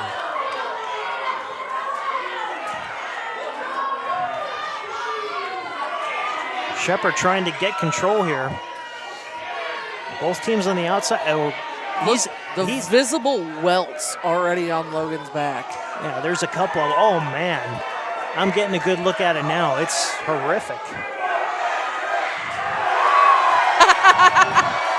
Here, Joe, have a taste of your own belt. Payback is undesirable, especially for someone like Joe. But Logan's got to get to his partner's corner. He's got to make a tag. Come on, buddy. That's only half the battle. Come on, man. Nope. Alvin able to grab him. But Logan pushes him off. Axe kick. Turnabout, fair play. That's Alvin's move from a different position still, but that's a signature move of Falcone's. Logan able to connect with it. And he's got to make the tag at this juncture in the match. Enziguri perfectly executed. Come on, Logan. And he make the tag. Shepard. Shepard and DeSanti, baby. Oh, I've been waiting for this. Come on, Joe. Nowhere to run, nowhere to hide. Come on, Joe. It's your turn. That was a perfectly legal tag. Oh. Alvin, not the legal man, but able to cut Shepard off at the pass.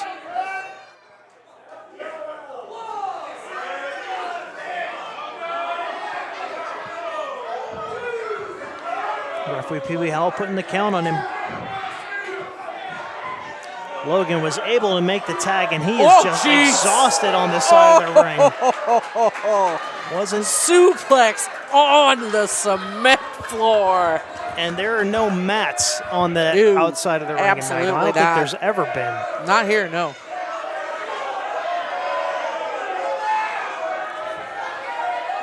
And Logan's starting to collect himself on the outside, trying to will his partner on, trying to lend some assistance. Joe doesn't want any part of Shepard. Color me surprised.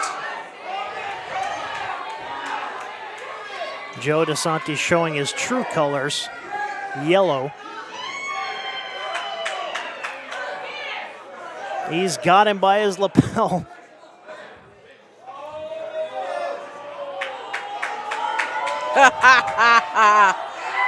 That was the wrong move. And DeSanti's back in the ring, breaking up the count. And he's technically the legal man. Still legal. Tag to Logan. Oh, he has been waiting for this for a long time. What feels like a long time to him. Stunner! Oh, that was beautiful. That's only half the battle, Logan. You got to go for the cover. Oh, guess what? Looks like Falcone going to get a taste, too.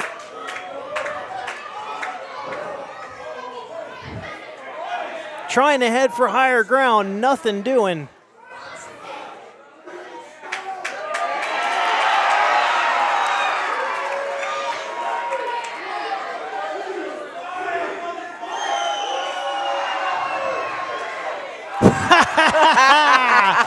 I love it. Getting a chance to show off their smiles at someone else's expense. The spear that just split Alvin Falcone in half. And it's just you now, Joe. He's going to let Logan just have all you. of this moment.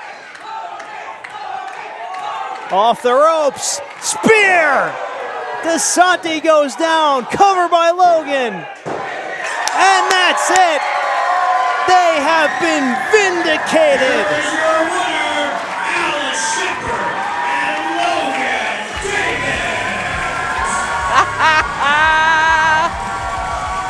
With all he's had to put up with for the past couple months from DeSanti and his camp, that had to feel amazing for Logan to dish that out. And they have prevailed in their efforts tonight.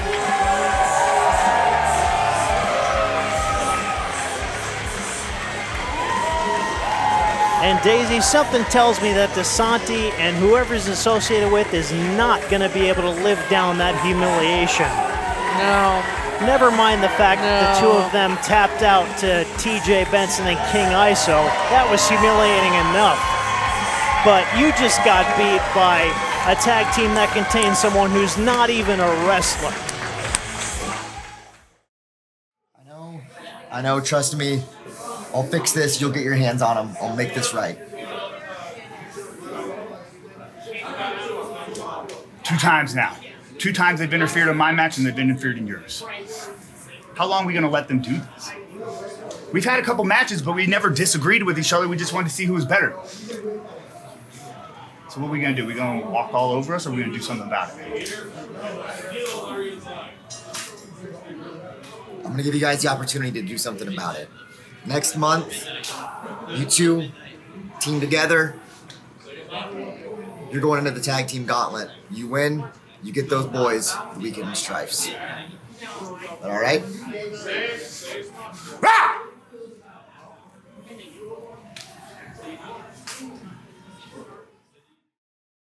Great today. Thank you, man.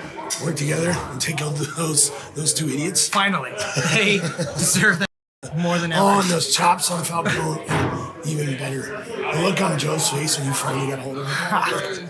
Nice spear, by the way. Thank you. I learned from the best. But, you know, all business aside, tonight was great. I want to thank you for it. Because, you know, this would not have happened without you. But I know we've been talking, and especially after tonight, I think next month, you have yourself a top rank title match. You and Falcone, February. Oh, Logan. You know what? That puts a smile on my face. Yes, brother. I appreciate it. Take that.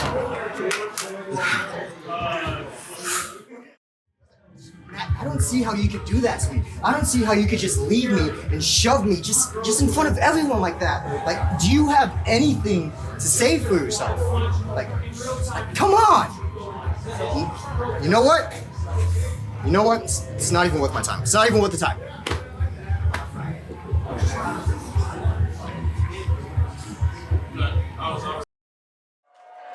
It is scheduled for 1 fall. And it is for the Magnum Wrestling Championship. Daisy, this is going to be an interesting title defense for the champion, You Jay ain't Fowler. kidding. His opposition tonight at Magnum Forever 2025 is the returning Kenny Alfonso. And you want to talk about being away from Magnum for a long time. We last saw Alfonso at People Are Strange in 2021 back at Stocks and Bonds, where he faced the matriarch of Magnum, Jason Strife, for his then AIWF, easy for me to say, Cruiserweight Championship. Came up short in that effort, but really wowed the Magnum militia with his efforts then. And Kenny is no slouch. He has spent that time away from Magnum honing his craft and perfecting himself on the independent circuit all over the Midwest, competing against such names as Chris Sabin and Josh Alexander. Definitely getting a lot of victories in his column and getting a lot of knowledge in preparation for tonight.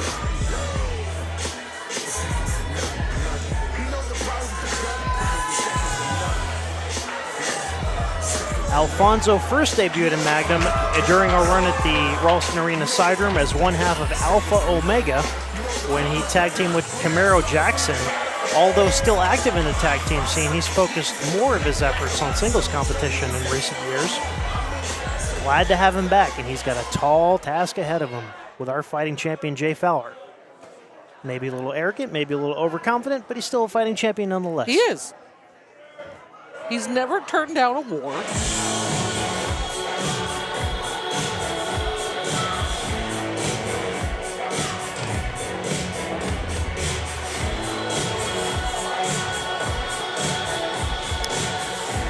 And Daisy, I don't know if you saw the social media fallout from our last event when he confronted his friends in the Bulletproof Legacy after the actions last month, and he ended it with him confronting everybody and saying, "This is my legacy now." I shudder to think what that means.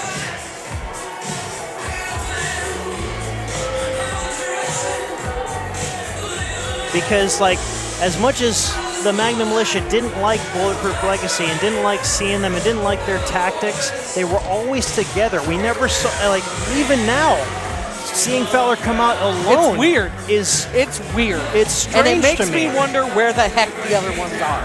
Or if because you know they're not gone. Or if they're even on the same page anymore.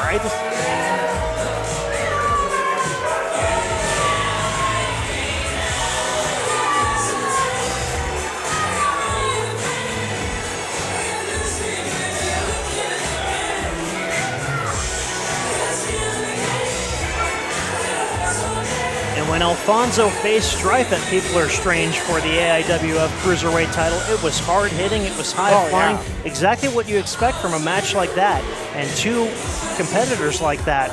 And it was our first look at Kenny Alfonso in singles action here in Magnum, and this is only the second time.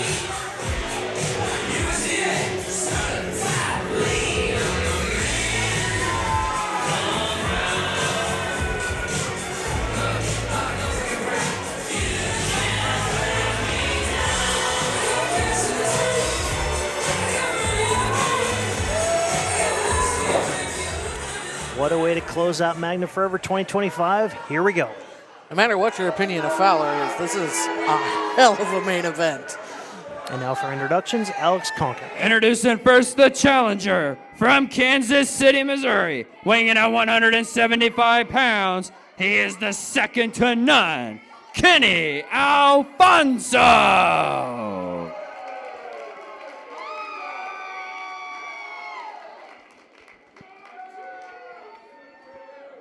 And his opponent, the champion from the Steel Factory, weighing in at 202 pounds. He is the best pound-for-pound professional wrestler in the game today.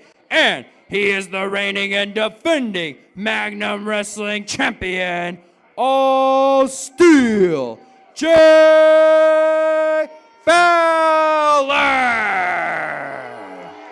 You know, as much as we may dislike Fowler's antics here in the last, I don't know, probably almost a year now. Right. It is hard to argue against his talent. When they say he's the best pound-for-pound wrestler in the Midwest, it's not much of an exaggeration.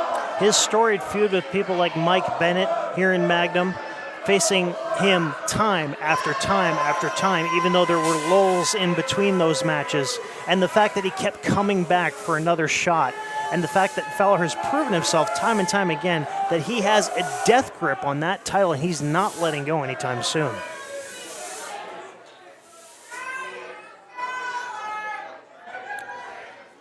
Alfonso, meanwhile, has made appearances recently on AEW programming, really making a name for himself all over the Midwest, a product of the Kansas City area.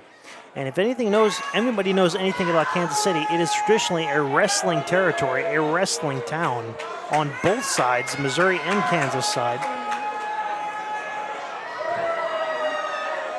As I said before, this is going to be a good one, and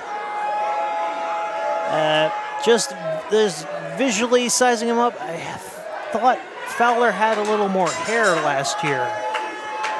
No, I'm just stating. No, you're not wrong. You're absolutely not wrong. I'm just stating the obvious. He's got a new hairdo, maybe a new He's got attitude. just like a landing strip right down the center now. Right.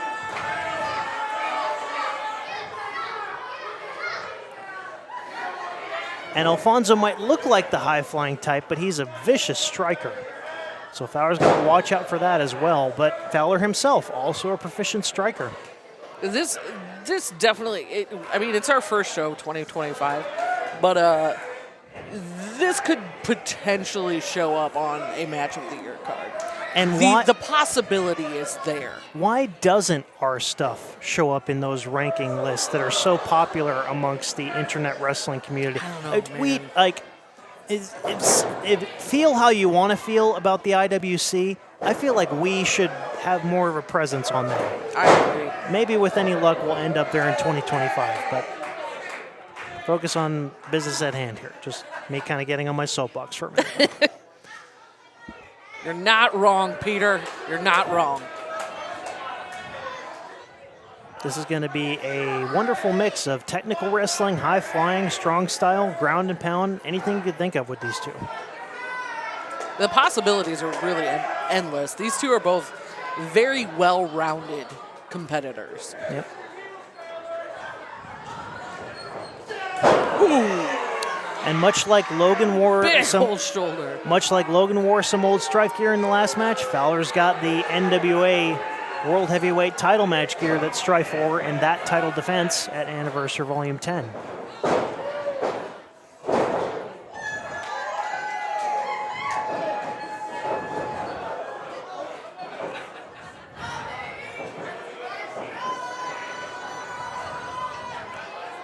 I'm getting dizzy.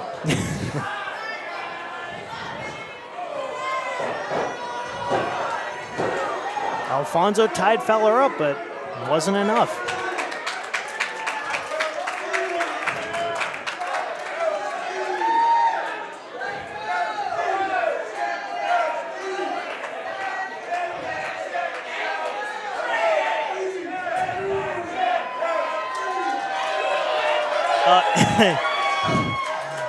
And I don't think that fan offered their drink to Fowler. It's just another example of his arrogance. That was not a gift. Definitely not.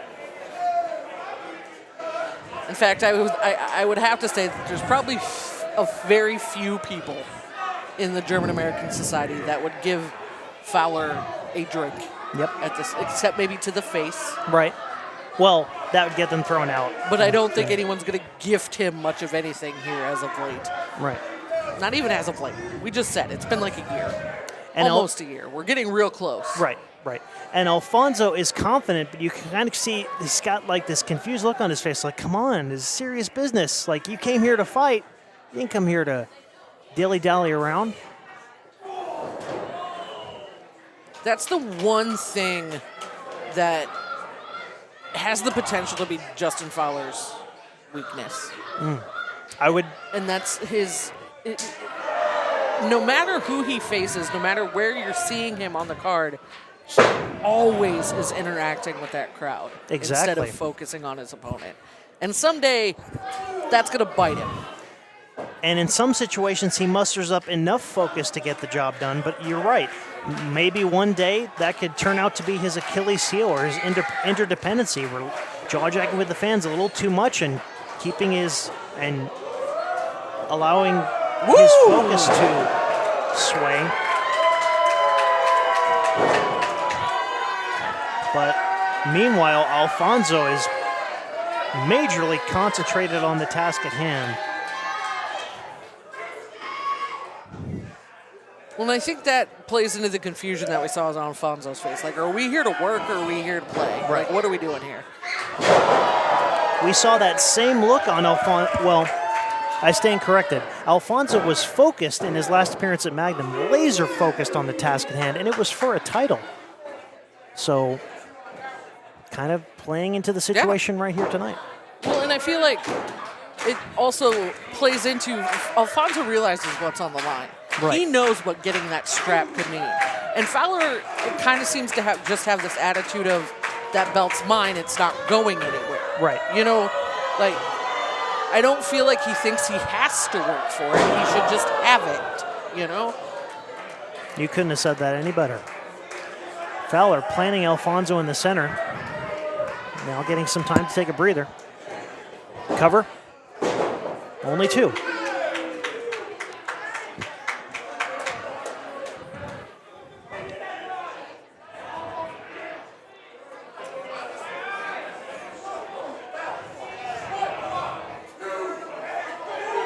And the arrogance also showing there with Fowler putting the choke on Alfonso on the second rope and also doing a little pose down for the fans. Not like they want to see that. No one asked for it. Right. But he doesn't care. He does what he wants. Taking advantage of every single second of that 5 count to dish out as many seconds of punishment as he wishes. And apparently teaching Rudy Diamond how to count. Right, not unlike he knows. Another thing on the Fowler to-do list. You also might notice those who have frequently viewed Magnum things that we have not seen Nino Hatchet tonight. That's true. There was some question of whether or not he was going to be able to compete tonight. I don't remember what that decision ended up being. Well, considering this is our main event, I think there's your answer. Right. Well, leading into tonight. But some of you might recall or have watched we're here in person, have watched now on streaming, the beating that Fowler laid in to one of his supposed stablemates, students, whatever he wants to call. I don't even know how to refer to it. I think if you ask Fowler, he's the leader. I think if you ask any of the rest of them, they were just a group. There was no... Right. And while that was happening, the Crucible, instead of being brash and arrogant and cocky, were astonished at what they were seeing, trying to break it up. I have never seen those two more confused in my life. They did not know where to go. They were looking at their leader, I don't even know what word to use. Right. I was going to say Messiah, but that's too much credit. And then they were looking at the man that they first set foot in Magnum with. Mm-hmm. It has been Jameson McGregor, Nino Hatchet, and Brixton Nash from the very last training class of Jason Strife. They've been together the whole time. They were the last 3 students in that training class after everybody else couldn't hack it. So they got that individualized attention and that individualized instruction. And ever since graduating, they have run the roads together. They have appeared at not just Magnum, but numerous promotions across the Midwest together. Racking up championship gold in those promotions as well. Absolutely. And then to stand there, and they quite clearly couldn't pick a side. Definitely. In fact, they actually tried to break it up, which I didn't even know they had in them, if I'm being honest. Oh. Back to the action here. Fowler may be going for the jacked hammer. Oh, Alfonso too flips soon. Off. Rolls him up. Not able to hold him. All valid points brought up, Daisy. Even that blow up backstage after the match was something to see compared to what we're used to seeing out of them. Oh! With a running start, that chop rocked Alfonso in the corner.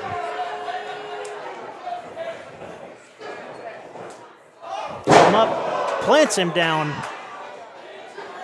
I want to say kind of a variation of the spine buster, maybe not quite. Ooh. Second rope splash. Covered by Fowler. Only 2.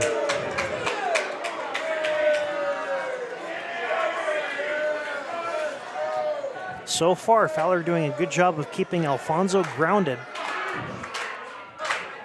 However, it does look like it has taken its toll on Fowler. Kneeling there, trying to collect himself. And if I may theorize, maybe with out his Bulletproof Legacy brethren at ringside, either one of them, two of them, maybe all of them, he feels less like his power is diminishing. Sure. Like, to use a nerd term, he's got less HP when he's out there. Well, and I mean, he's got to do all the work himself. That's true. He's got no one out there to pull a sneaky limb or throw a fist in the face when the ref ain't looking. He's got to do every ounce of effort himself. And I would theorize also that his title defenses, how many of those have been accomplished by himself since he won? And that is one of the most frustrating things about this incarnation of Jay Fowler for me, is he is perfectly capable of winning those matches by himself. He just chooses not to. He is. Right. He just apparently prefers nefarious means. I don't know.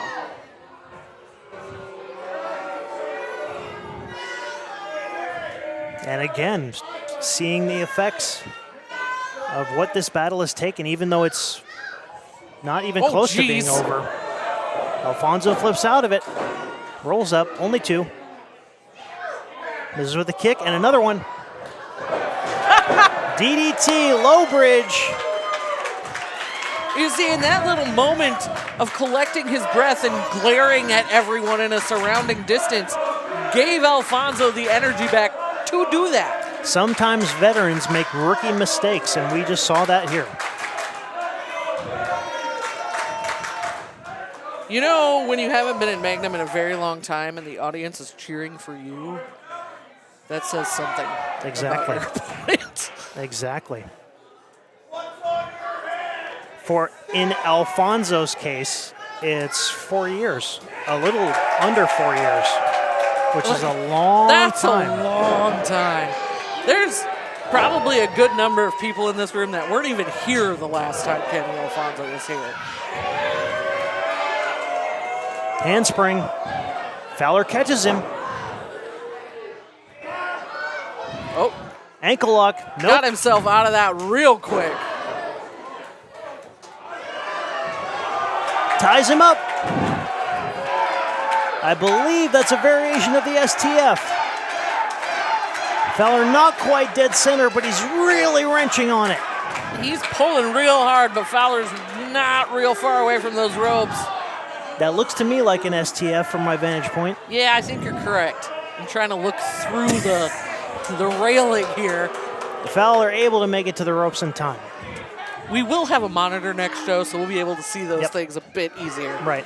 And Alfonso, if you notice, didn't even give Fowler a chance to apply the ankle lock because we all know that is the prelude to the steel trap. He knew what was coming. Yep. He said, no, not today.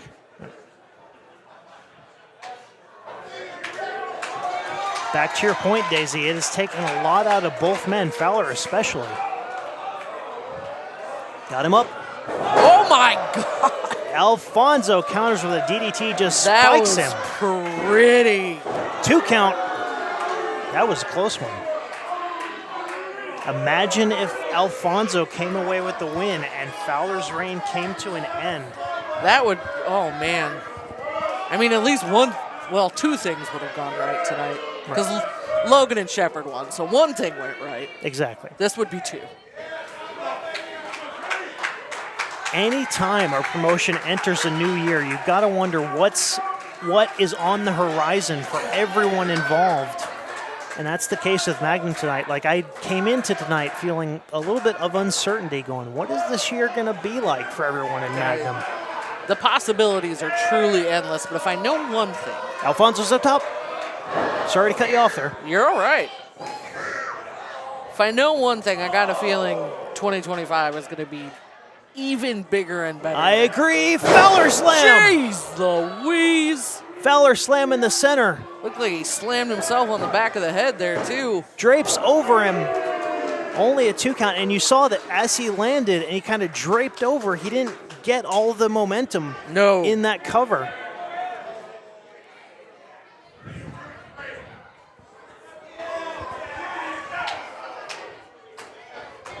Fowler trying to shake the cobwebs out. I think he gave them to himself, too. Yep. got a fistful of hair. Oh, geez. Try Powerbomb again. attempt. Oh, not able to hold him. Kick to the chest, forearm, knee strike. Ooh. We've seen that combination out of Fowler before. Oh! Kenny follows up with a kick. Handspring. Stunner and just lifts Fowler almost out of his boots. Not able to get him with it though. If I had to show you the dictionary definitions of some of these moves tonight, I would be using photos of this matchup. Definitely. Holy cow. Definitely. Kenny tried for it earlier in the match, wasn't able to quite get it because with that handspring, your legs are exposed, and Fowler was able to pluck him out for an ankle lock attempt. Didn't pay off. And Fowler was able to come up with that handspring Look at the way stunner. Alfonso is watching him. Like a Watch tiger. out! Tiger stalking an elk. Oh no, oh no. No, that is not a place you want to be. Oh man. Oh geez, no, please not on, no. Oh! Oh my God. I don't even want to know how that landing went. No. Oh my God. No, it wasn't. No, it wasn't. Not for Alfonso. That It was almost. awful. It That was was almost awful. like. Action is so fast and furious. I can't get a word in edgewise. Cover. 2 count. That almost looked like an F5 attempt on the apron, but his feet got clipped on the top rope. Oof. Oh man. I live for the moments of shock on Jay Fowler's face when he realizes he didn't hold the pin for quite long enough. And sometimes that's to his own fault. He's too tired and exhausted or beat up himself to put forth the full effort, which is sometimes out of his control. It sure is tonight. Oh! Alfonso has given him his money worth tonight. Exactly, as the fans are getting their money's worth all night tonight.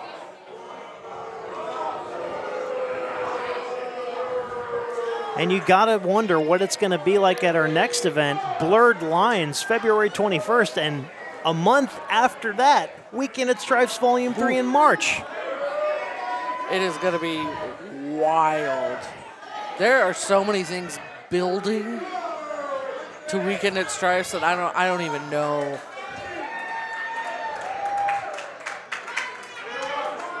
And Alfonso seems to have gotten his second wind here. Good time for it. Good time. Tosses Fowler back in. He's feeling it. Fired up. Tried for it again. Fowler's got him up. Jacked! Hammer! Jesus. Rolls out, electing not to go for the cover that time. Oh, you know what's coming now. Shining Wizard! Cover by Fowler. Alfonso was too close to the ropes. Another. Fowler was practically on the floor when he was pinning there. Another rookie mistake by the veteran. Oh, he turns him around, ties him up. No, come on. Ankle Come on. lock in the middle. Oh, he's right dead center. He's got him tied up. Alfonso's got nowhere to go. He is trying. No. And Alfonso's got no choice but to tap out, and Fowler retains the Magnum title. Magnum Wrestling Champion, Jay. Oh, wait a minute. The celebration is short-lived because there's Nino Hatchet. On crutches.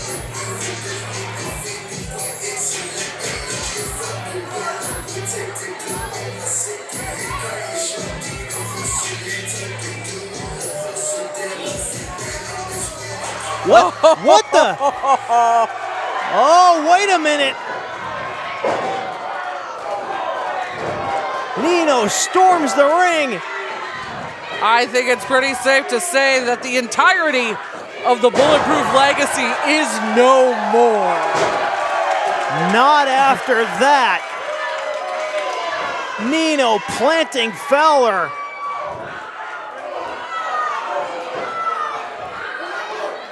And again, the Crucible's terrified. They don't know what to make of this.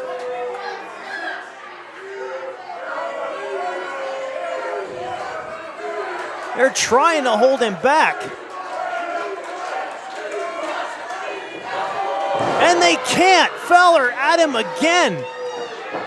Oh, dissension in the ranks, my friends. Oh, no. Oh, couldn't happen to a nicer guy. And here comes the entire Magnum locker room. And the Magnum Militia wants it to continue, and I'm with them.